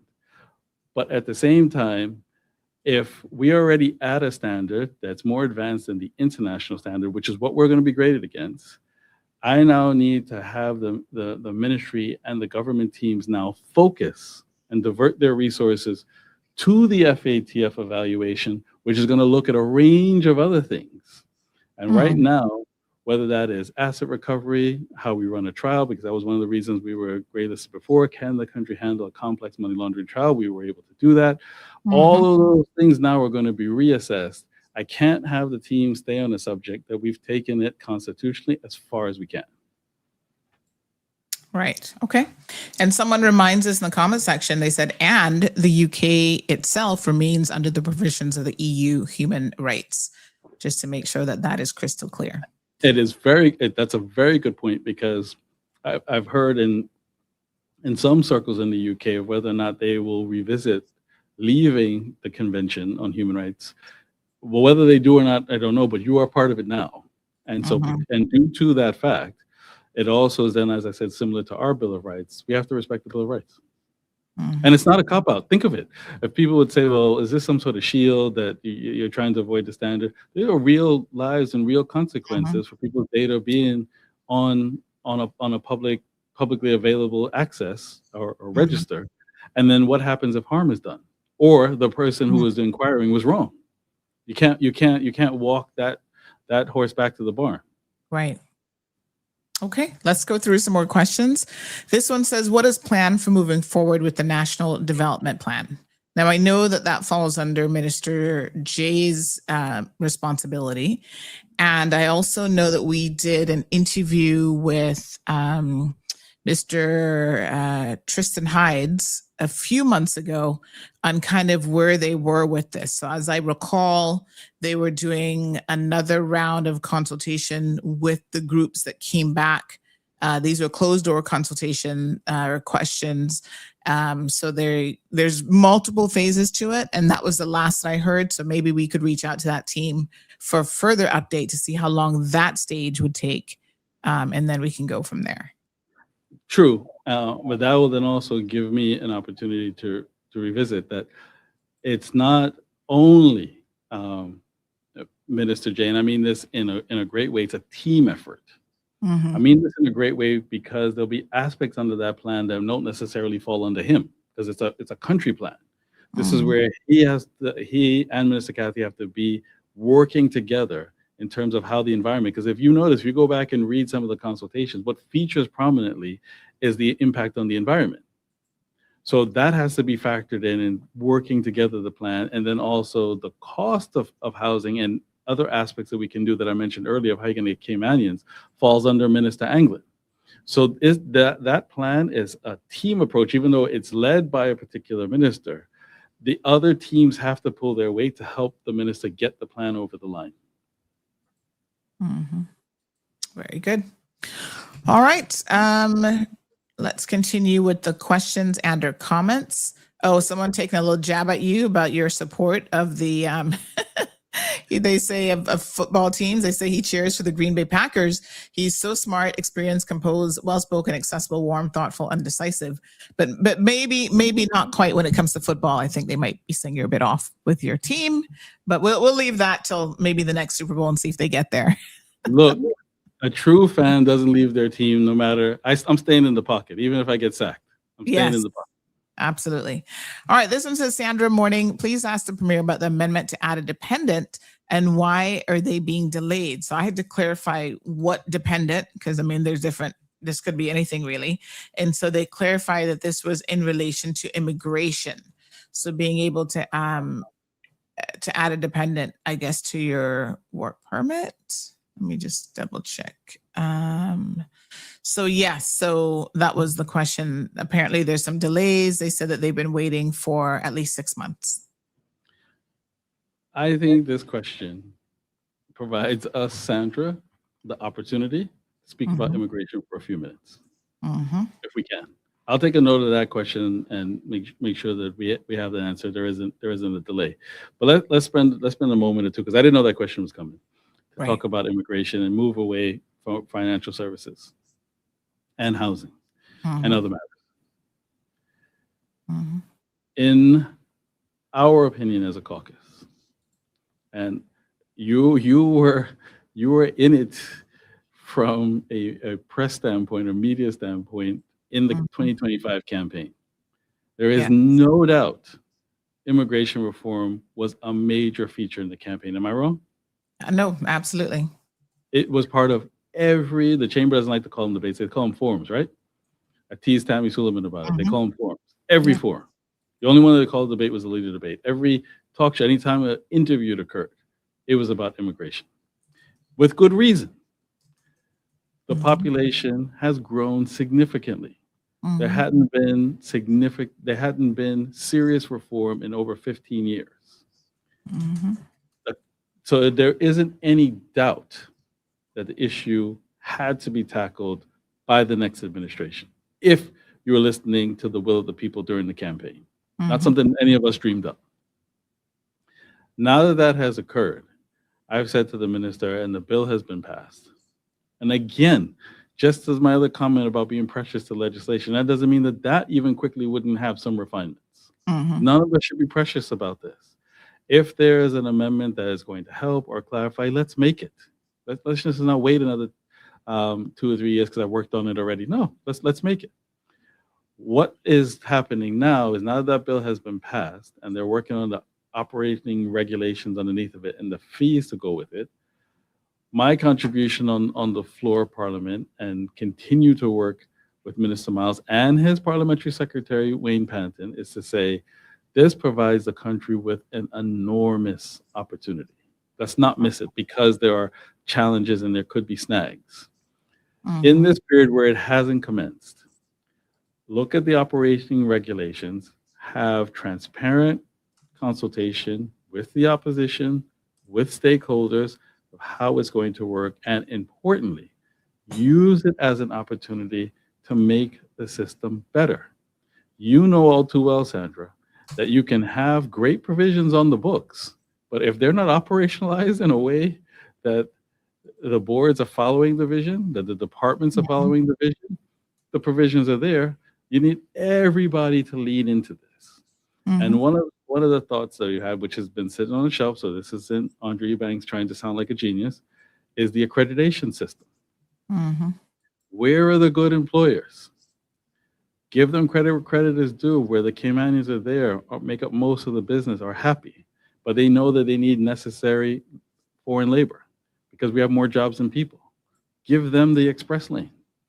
For those who aren't so great, if they start to see that business A is now getting things in a week because of their track record, if they don't have some sort of reasonable reason for their track record, which is slightly either delayed or protracted or not quite there, I think just by seeing that happen, they'll get motivated. In addition to that, you also want a system that works swiftly and efficiently when necessary, because in this day and age of AI, in this day and age of outsourcing, and because we have global businesses in Cayman now, the post itself doesn't necessarily have to be here. So then we all lose, because it's either that the post that you know was coming and the work permit should have been issued and could have been done at a faster time frame is there and gets done, or the business gets frustrated. So, well, you know what? I can leave this in Canada. I don't actually have to have the post here because this person can work anywhere where there's Wi-Fi. So then the country loses, because then what happens is that what could have been here is now the Caymanian who's studying. So we have Minister Anglin's launch program, but then the post isn't here for that partnership. We all lose. So who is performing brilliantly? Let's get them into the express lane. Who's not so good, and how are we going to motivate them to get to a better business state and to become a better corporate citizen? And at the same time, build the pathway so the Caymanians can see their pathways to the C-suite. That's what that legislation is primarily about. In addition to that, let's look at how the department could be revamped. Minister, you've got a great opportunity. Again, I think it's section 54. I think it's also section 54 of the Constitution, where the overall responsibility of a department is in a minister's hand. Go check it out after the show and see if I'm wrong, Sandra. That doesn't mean you get to hire staff, because section 55 about how someone's appointed, disciplined, transferred, terminated, all that's the civil service, so that there isn't political games. But the overall direction of a department is under a minister. Minister, you've got an enormous opportunity to revamp the department. I'm just giving you one model. I'm not saying it's the perfect answer, but in my private practice, either Appleby or Walker's, there were different teams. There were teams who did banking, teams who did funds, teams who did litigation. Maybe the department could be broken into financial services, tourism, commerce, NPOs. All of those, why they might need a Caymanian and how many Caymanians available varies. In some cases, it varies widely. I'm almost certain that the good corporate actors, the good employers, and the micro and small businesses, not forget them, it's not all about the corporate world, would lean in to help train that staff. You could get innovative and creative with this and bring the staff into the business to say, this is how it works. This is why I need a Caymanian. I know you might look at this application and say, oh, fund accountant, there's a Caymanian who's a CPA, but maybe they need a bespoke type of accountant that a Caymanian could get there with some experience, but can't do it on day one, or a micro and small business. We'll say, oh, well, yes, you could get a Caymanian to do this. I could, but I truly haven't been able to find anybody yet. So take, for example, those who do what I call in social development heavy care, who are there to help those who are the most vulnerable, the elderly in society. Not all those jobs are populated by Caymanians, but the business might be owned by a Caymanian and truly can't find a Caymanian. Then let's get to work and issue the permit where we think is justified in a quick basis. So I said, the point of all of what I'm saying is, Minister, don't be tied to be pressured to bring all this in by a particular artificial date. What's more important to the country is to get it right. It affects all of us. So be creative in this. Do something that no one before you has done. Break it down. Have them trained by each subsector. So when it goes in, and what we talked about earlier, because there'll be Caymanians applying for work permits. There'll be Caymanian businesses applying for work permits. What, again, where we talked about it in the housing context, again, does the applicant have a touch point? Does the business have a touch point within a particular department to say, this is my team lead. This is what I can go to where there's a difficulty. But what then really, really then disturbs people is when you put something in and you've heard nothing. So let's assign some teams. So he's for it. Yes. I'm not sitting here trying to self-aggrandize. He's for it. He understands it. The caucus before it. Let's set out a new vision, and this is in line with the overall vision of a stronger, fairer Cayman. And to your point, this listener to the program says what we want is the immigration law to be as foolproof as possible to avoid legal challenges.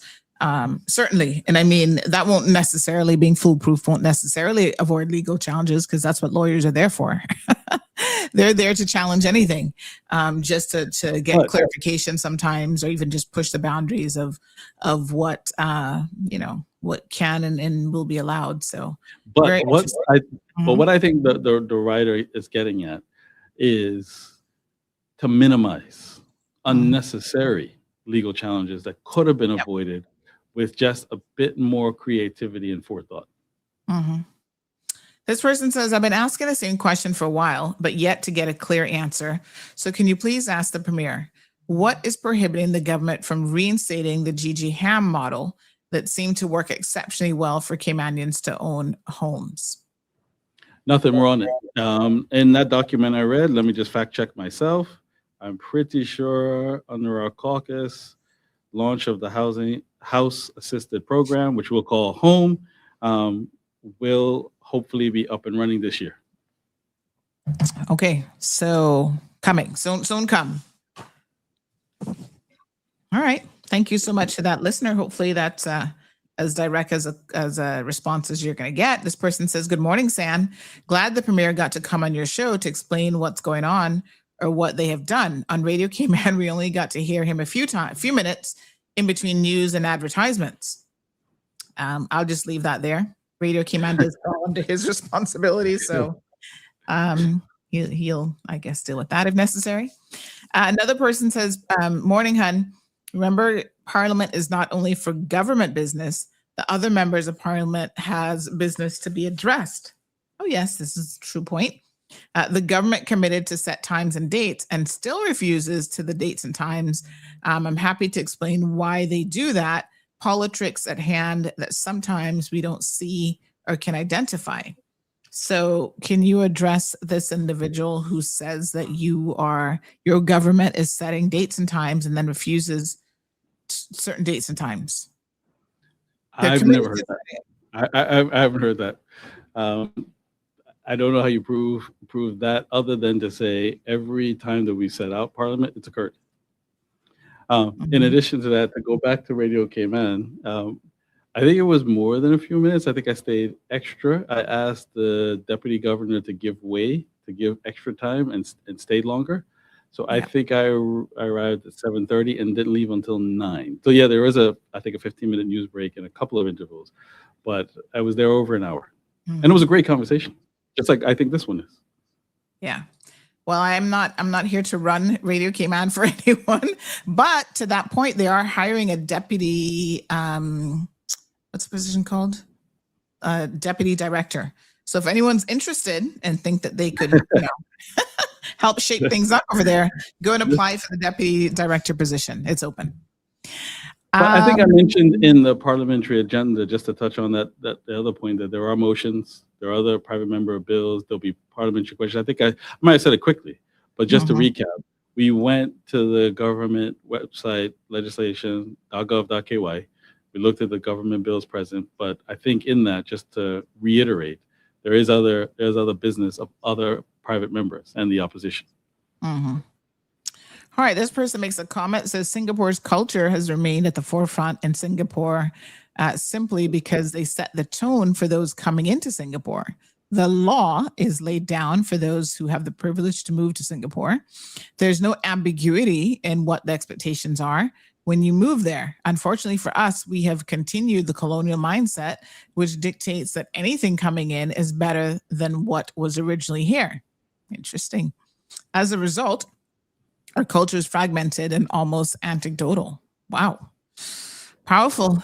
However, I think that goes to the root of something I was mentioning earlier when we talked about the outcomes for this year. So anyone who would have missed it near to the top of the show, I laid out caucus objectives for 2026, and that was one of them, to hone our national identity. So in that last comment, you can see parts of what I was saying earlier. So when I visited other countries, and I mentioned at the top of the show, some of the more recent ones, or Singapore last term and India this term, just to give you a very small example. This is a true story. India would have been November and into December of last year, after the JMC.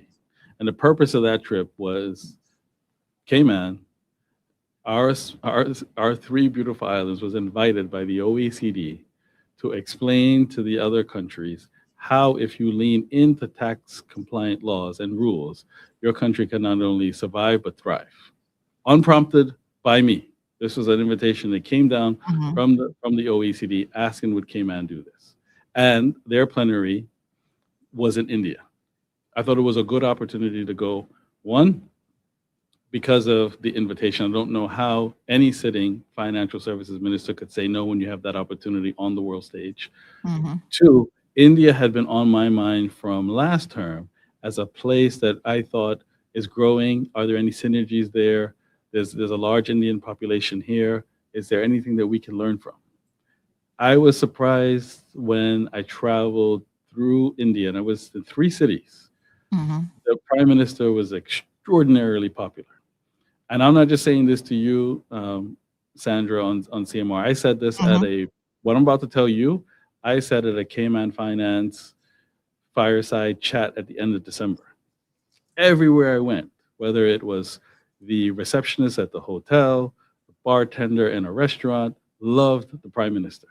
So I kept asking people, like, well, why is he so popular? I'm in the business. Like, what makes him so popular? And the country is vast, right? So it's a huge country with like 27, 28, 9 different states that speak different languages. And I met with one of the UK's deputy ambassadors, and I asked him the same question.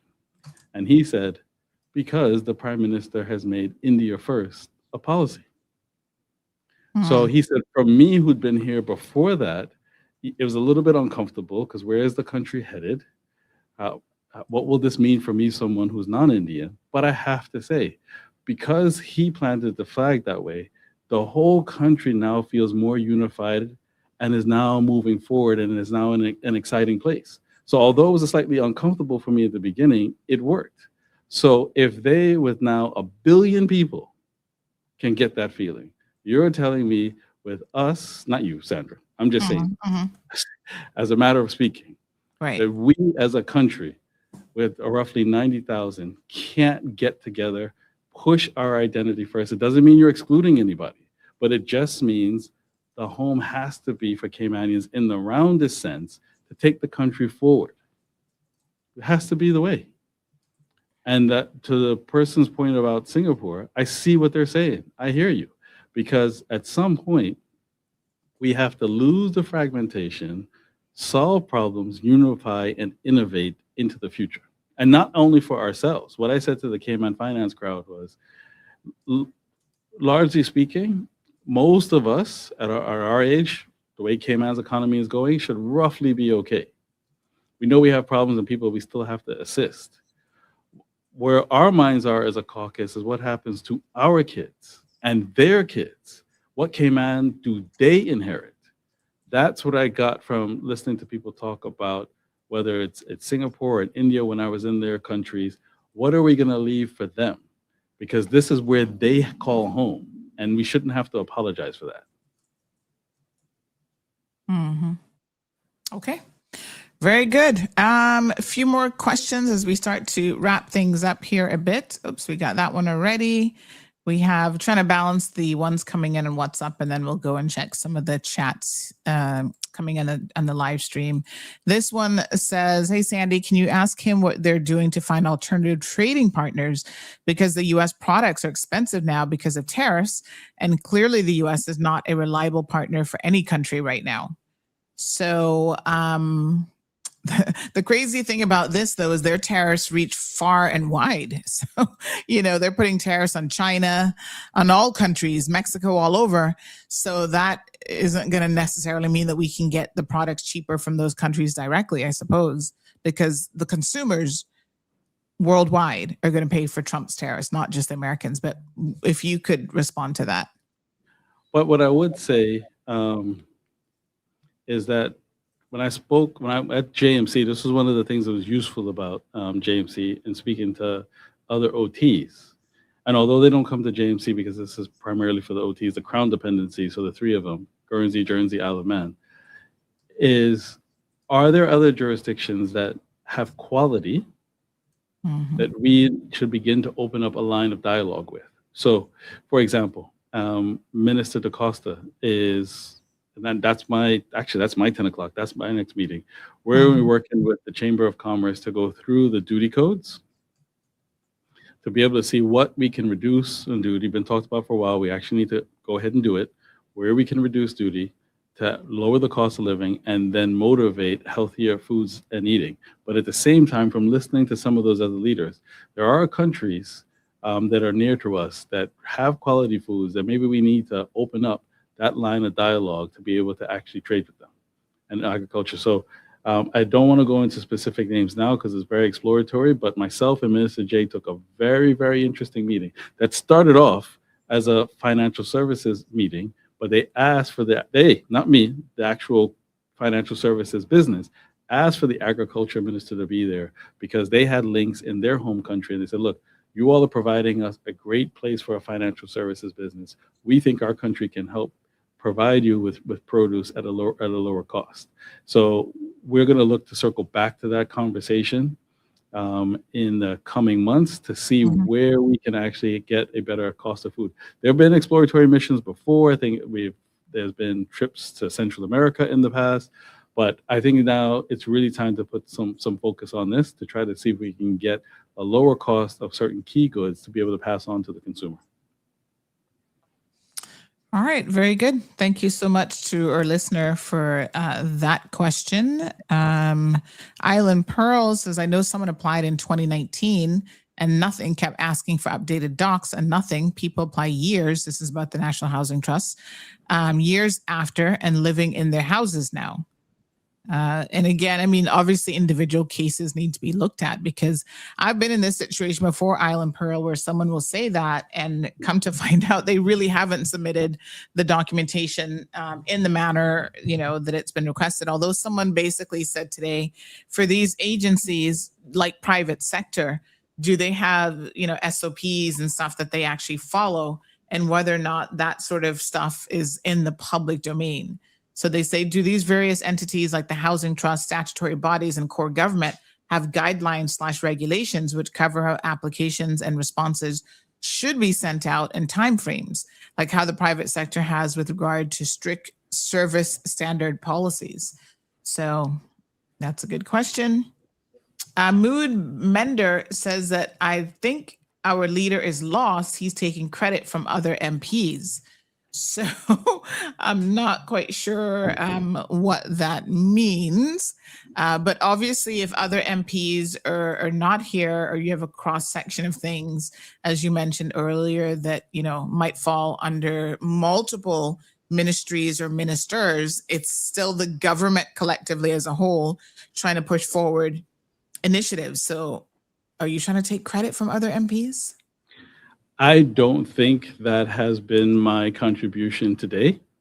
I think that I have given a strong flavor for what not just ministers are working on, but what also I think inclusion of the parliamentary secretaries are working on. So I don't think so, but it's hard to view yourself. You tell me, Sandra.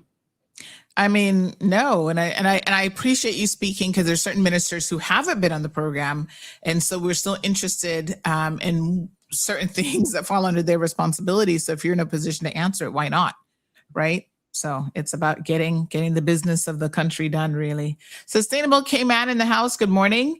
Says NHDT affordable housing property off of Halifax Road / the Linford Pearson Highway that sits in a large wetland basin next to Randike Garden.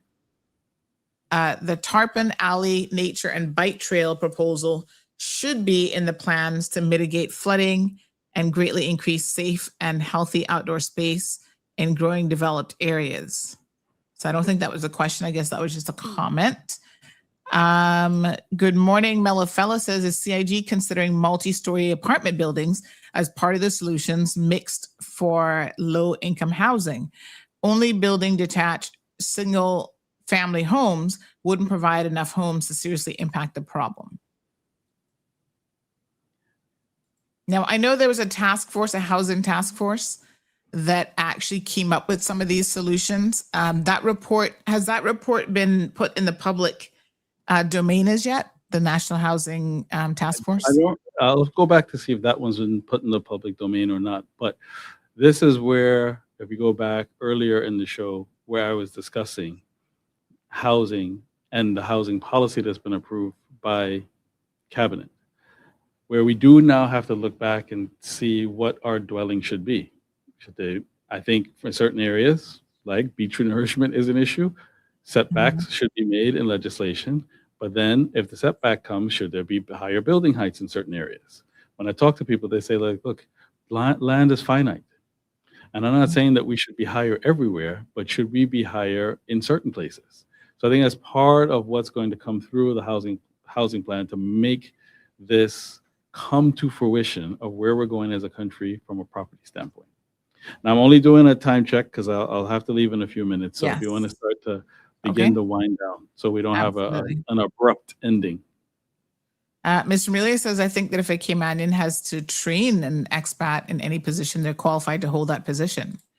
Good morning to Mia. Mia says, given the importance of property ownership for generational wealth and retirement security, what initiatives or programs is the government considering to help families purchase and retain property as long-term investments? And that goes back to relaunching home. Yeah. But other thing that I want to drop there with that makes me think about, as part of the immigration reform, some of the more permanent categories can achieve that status by real estate. What we as a caucus, so that I'm not taking credit, was we as a caucus have said is, should we look at other investments?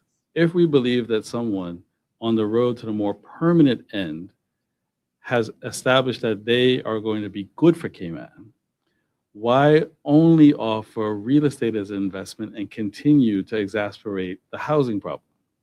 Can they not invest in a social cause, an education cause, a health cause? Because some of the success that we're seeing come to the island shows that we are getting a certain caliber of investor, which is a good thing.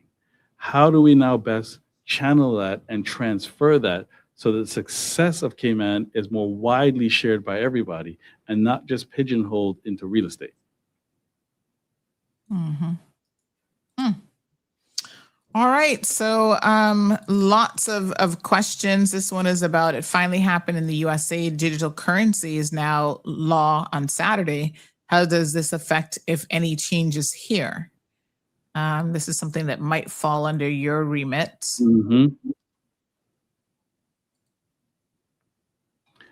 So did you want to go back to read that next comment, or you want me to touch that one? Yeah, no, you can go ahead and touch on the digital currency one. All right. So if you go back to the website and we looked at the registered land amendment, there's also 3 other bills, if you want to pull it up. Yes, let me go back here and just show this again. Wonderful. Yep, there we go. Okay, take it from the top. I'll also look, because that one is small for me to read. So we have Mutual Funds Amendment Bill 2026, Private Funds Amendment Bill 2026, Virtual Asset Service Providers Amendment Bill 2026. So those 3 are all designed to assist with one issue, even though there are 3 bills, but you need all 3. So I'll try to summarize this in just average terms. So our current investment funds business, which now the Monetary Authority has over 30,000 registered funds, one of the largest register of funds in investment funds in the world, both mutual funds and what they call private equity funds. A number of them are moving to utilize blockchain technology to maintain their or their ownership registers. Blockchain technology, as you may know, is a technology that's utilized for cryptocurrencies. So initially, as they should, our regulators said, hang on a second, these new what's now called token funds are utilizing blockchain technology. Is this the same thing as cryptocurrency, which needs to be regulated in a particular way? After consultation and understanding, those funds are utilizing the underlying technology, but not for cryptocurrency, but for what they now call token funds, which is just same product, different technology. So in other words, the investment funds are starting to use this new technology. If we as a country do not move to it and don't allow for it and don't streamline our legislation for it, we could end up being Blockbuster and other jurisdictions enter into the investment fund space and become Netflix because they're using the new technology. Same movies being made underneath, different technology. So what these bills do is clarify and streamline what protections and regulatory measures are there for what's called token funds that are using this technology, so that we can continue to keep abreast of international and technological advancements and maintain our international standing and reputation and still maintain a strong investment fund space. Now, because that has now moved slightly away from cryptocurrency, what we have to do now under that virtual asset service providers legislation is that it's not fully commenced. So this goes to the root of that question. What we need to then now decide is, for the phase 2, where there is cryptocurrency, what's our future there? In my view, Cayman needs to be prudent because there have been reputational risks. Some have been spectacular international cases where it has not gone right. But at the same time, we also know that this is the future and it's growing as we become more institutionalized. So what parts of it align better with our traditional international financial services that we can now move to? Under that legislation, there is an opportunity for what's called a sandbox, which means the regulator essentially calls timeout, put experimental stuff into this space. Let's see what works, what doesn't, so that we can then retool our legislation and know the type of businesses that we think is fit and fits the profile for Cayman. So it's a very good space to study. It's a very good question to mention, and we're on the road to that. All right, Sandra, I'm going to have to absolutely. leave you here Appreciate it.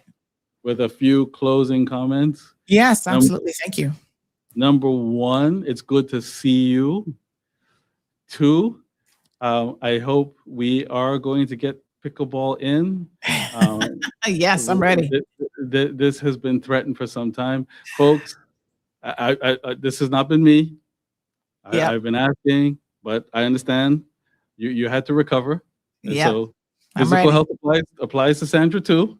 But Absolutely. eventually we have to get our game going and Yes. have our exercise and our mental health break. So I look forward to Absolutely. joining you soon, maybe after travels and after keeping the next parliamentary date.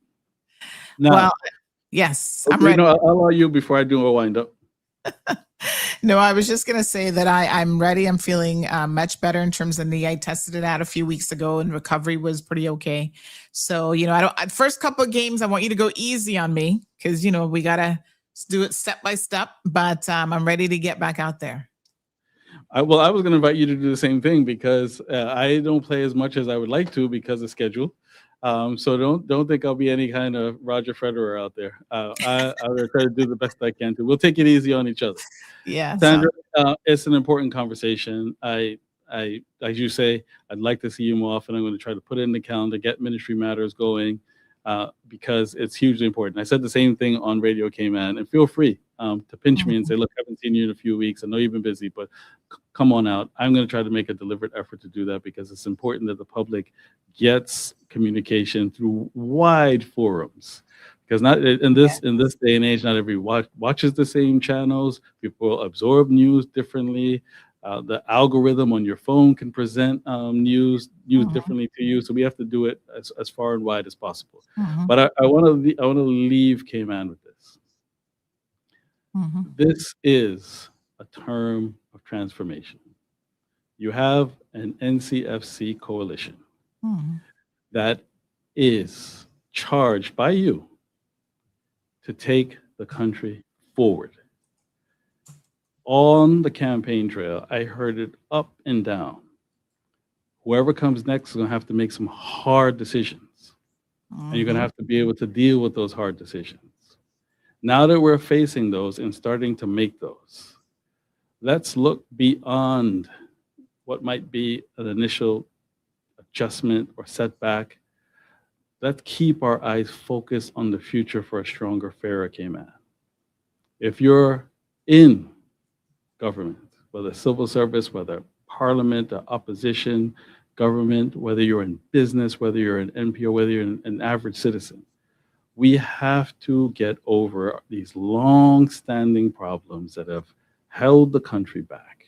We have to do it in a collaborative and unified way to find solutions above acrimony, above tension. Do it in an inclusive fashion, because at the end of the day, we need a stronger, fairer Cayman for our children and their children. And as we embark on this term of transformation, where I've already started to see examples of this, people leaning in, giving ideas, stepping forward, because we know how strong a country overall we have, but it can be stronger, it can be better. With collaboration, with focus, with God's help, we will do so. So God bless you, Sandra. Thank you. God bless the Cayman Islands. We have hope. We have inspiration. NCFC, promises made, promises kept. Thank you, Sandra. Thank you very much. We appreciate it, Premier. God bless. All right, folks. So again, we thank the Honorable Premier, Mr. Andre Ebanks, for coming on the program today. And yes, we're going to be pushing to see him more often. We didn't get to all of your questions, but I understand his team will be going through and having a look at what else may have been missed. Shaka says before embarking on importing affordable food products from neighboring countries, please take a look at their health standards and mortality rates related to diet. Well, that's a good one, Shaka. But I'll tell you what, the interesting thing about that is that not only as it relates to these other countries, but I don't know how much you're following what this current administration, the Trump administration, has been doing when it comes to the safety and health of products. But they've actually been getting rid of a lot of the legislation that fell under the FDA that actually helped promote health and wellness and protected the consumers. So I know you're thinking it's just third world countries that are doing that, but it's no longer just third world countries. It is literally the United States of America. So a lot of their products, they're deregulating products. They no longer care what's in them. They are doing, all sorts of crazy stuff. There's actually a lady that I follow on Instagram, and her entire page is about all of the legislation that has been falling away, all of the health checks on things that were once in place that are no longer in place because of this government. This government simply doesn't care that much about the health of its own people, because it's the money, it's the big business that matters. If I find the page, I will. I don't follow a lot of pages, to be honest, but when I find it, I'll share it with you, because I think you would be very, very interested to see how the products coming out of the US in this vein are no longer as safe as you think they are, because this government has said to hell with it. Let me just see if I can have a quick look. I do send one guy, he's a Trump supporter, but he's on the verge of changing his mind. I sent him a lot of this stuff for him to try to educate himself. So I'm just having a quick look at our chats to see if there's anything, if I can find this one. Because you got to follow her. I mean, it is so interesting to see how the health of a nation is even being impacted by political decisions. We saw, by the way, did you guys see that because the measles outbreak is now really becoming an issue for them? Dr. Oz, who's a big time JFK and President Trump supporter, and he's been all over the map. Like, some people have even questioned whether or not he should have his doctor's license anymore. But now he came out this weekend saying, please go get vaccinated against measles, because it is literally resurrecting in the craziest of ways in that country.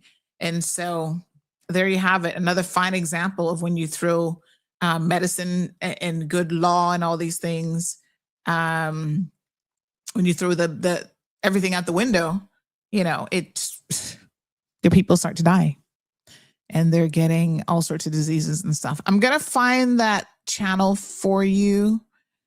And I'll find it for you. It's not coming up right now. But next time I see something, because she looks at like pharmaceuticals, what they're doing with like the water. There's even, oh Lord, there's even pesticides and stuff that they had banned and that you couldn't use, that now, oh, here, is this her? No, I don't think that's her. But anyway, she does like a lot of the, I think this might be her. Hold on. She does a lot of the health related things. So like how your food gets plastic in it, microplastics. Yes, more toxic chemicals and less jobs. I think this is it. This might be it. Yeah, I think this could be her. All right, I'm gonna send you this one. It's Tabor, Tabor Place. And I think there's another one as well. I don't think she's the only one, but have a look at her. I think that you'll find it very, very interesting to see how, government deregulation. So I get what you're saying, and this has always been one of my concerns as well, the use of pesticides and all this stuff. I mean, if you get it here from a neighboring country and it has pesticides in it, and that's going to turn around and kill people even more with the cancers and all sorts of, diseases and newborns and stuff like that, is it really worth the risk? But my point is, the United States of America is probably not in a much better position anymore, because it's just, Wanda says the whole Trump administration is batshit crazy. I'm not going to argue with it. So yeah. What did Nikki say? Do you know what you call a small black child? Okay, this probably looks like someone who's going to get a block here. Morning, Can Barantes, ¿cómo estás? I'm mentioning that diet-related issues are because of our dependence on U.S. food product. Oh, okay. Well, I mean, listen, no matter where you're getting it from, I think that you can, you have to do your due diligence. And so, products, how they're grown, everything. can certainly be a problem. So congrats to the couple who got married during the Bad Bunny's halftime show, by the way. So they were invited to have their wedding there. And yeah, they actually got married during the live performance. They had witnesses and they signed their marriage certificate and everything. That was nice. Oh, Lord. Have mercy. Someone showed the Turning Point halftime show dancers. I have to laugh when I see some of this stuff because it is kind of funny. All right, so there you have it. Yeah. Okay. I don't know what else to say. Tomorrow is Tuesday. So we will have our guests in the studio for the first half of the program. And then on Wednesday, we have representatives coming from the Ministry of Youth and Sports, and they're going to be sharing with us some of their ongoing initiatives as well. But yeah. Okay. Let me just see here if there's anything else pressing this morning. I think we're good. Okay. Remind me tomorrow to show you this video from Piers Morgan, Uncensored. There's a video that I want to show you guys that I was kind of taken aback by, but I shouldn't be because this is the world that we now live in. See you guys tomorrow morning. Happy Monday. The sun is out. I don't know what the wave action is in town, but hopefully it's calming down a little bit. I think you saw our story over the weekend about how the nor'wester has impacted the ability for ships to come in. We had some ships off of Southtown that were waiting patiently to hopefully be able to come in and start to offload some groceries. So the grocery stores were kind of feeling the pinch a little bit. And as one of the grocery store owners said, you know, sometimes they said, I love how he said it actually. Let me read the direct quote because I really liked how he put it in context. He said, at the end of the day, we live on an island. In most instances, we all make people forget that. Times like these, we get reminded. Isn't that beautiful, though? That most of the time we forget that we live in an island because we get stuff in so seamlessly, all the goods that we need and everything else. However, you know, week and a half of, you know, a nor'wester and the grocery supplies start to dwindle a little bit. We're then reminded that, honey, chill. Yeah, we got to be thankful that we don't have those all the time. But it's all good. I think we should be able to get some ships in this week. So here is a recap for the Honorable Premier Andre Ebanks of what this government, the National Coalition for Caymanians government, has done in the past 8 months. Making our headlines today, Tuesday, February 3rd, the Honorable Premier Andre Ebanks recapped his successful first 8 months in office in an open letter. Cayman's educators paused for a National Day of Professional Development, and Cayman's newest national chess champions have been crowned.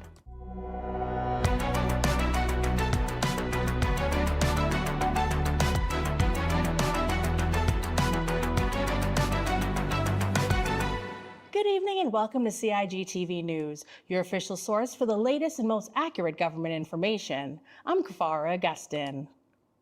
The Honorable Premier Andre Ebanks is reflecting on what he calls an amazing 8 months leading the National Coalition for Caymanians, or NCFC government. In a letter to the nation published on gov.ky, the Premier highlights landmark achievements, including the passage of the immigration reform legislation, otherwise known as the Caymanian Protection Act, and approval of the country's 2026-2028 budget. Premier Ebanks also points to international trips promoting Cayman's financial services sector, including a historic first visit to India and the government's quick response in delivering hurricane relief to Jamaica. The Premier says his administration has set a clear policy direction through the Strategic Policy Statement, with 7 broad outcomes guiding spending over the next 2 years. He closed the letter by asking the people of the Cayman Islands to lean in with the government to take advantage of present opportunities. To read the full letter, visit gov.ky. Public school students were given the day off last Friday, January 30th, to allow the country's educators the day to focus on the future of delivering education services in the Cayman Islands. The 2026 National Education Conference was hosted by the Ministry of Education and Training and the Department of Education Services and welcomed teachers, school leaders, and specialized professionals physically to the John Gray High School gymnasium and virtually. Minister for Education and Training, the Honorable Ralston Anglin, spoke to the value of inclusion and innovation to providing an enhanced experience to Cayman students. An important day where you, our deliverers of education services, come together in this fashion to ensure you continue to collaborate, you continue to innovate, you continue to include, you continue the journey for positive impact. Innovation. We've included lots and lots of tools for you as practitioners, for students. We've invested heavily in technology. We've just rolled out a new system that helps you better manage your schools, your students. We got a one-to-one device policy. We will continue to invest in technology.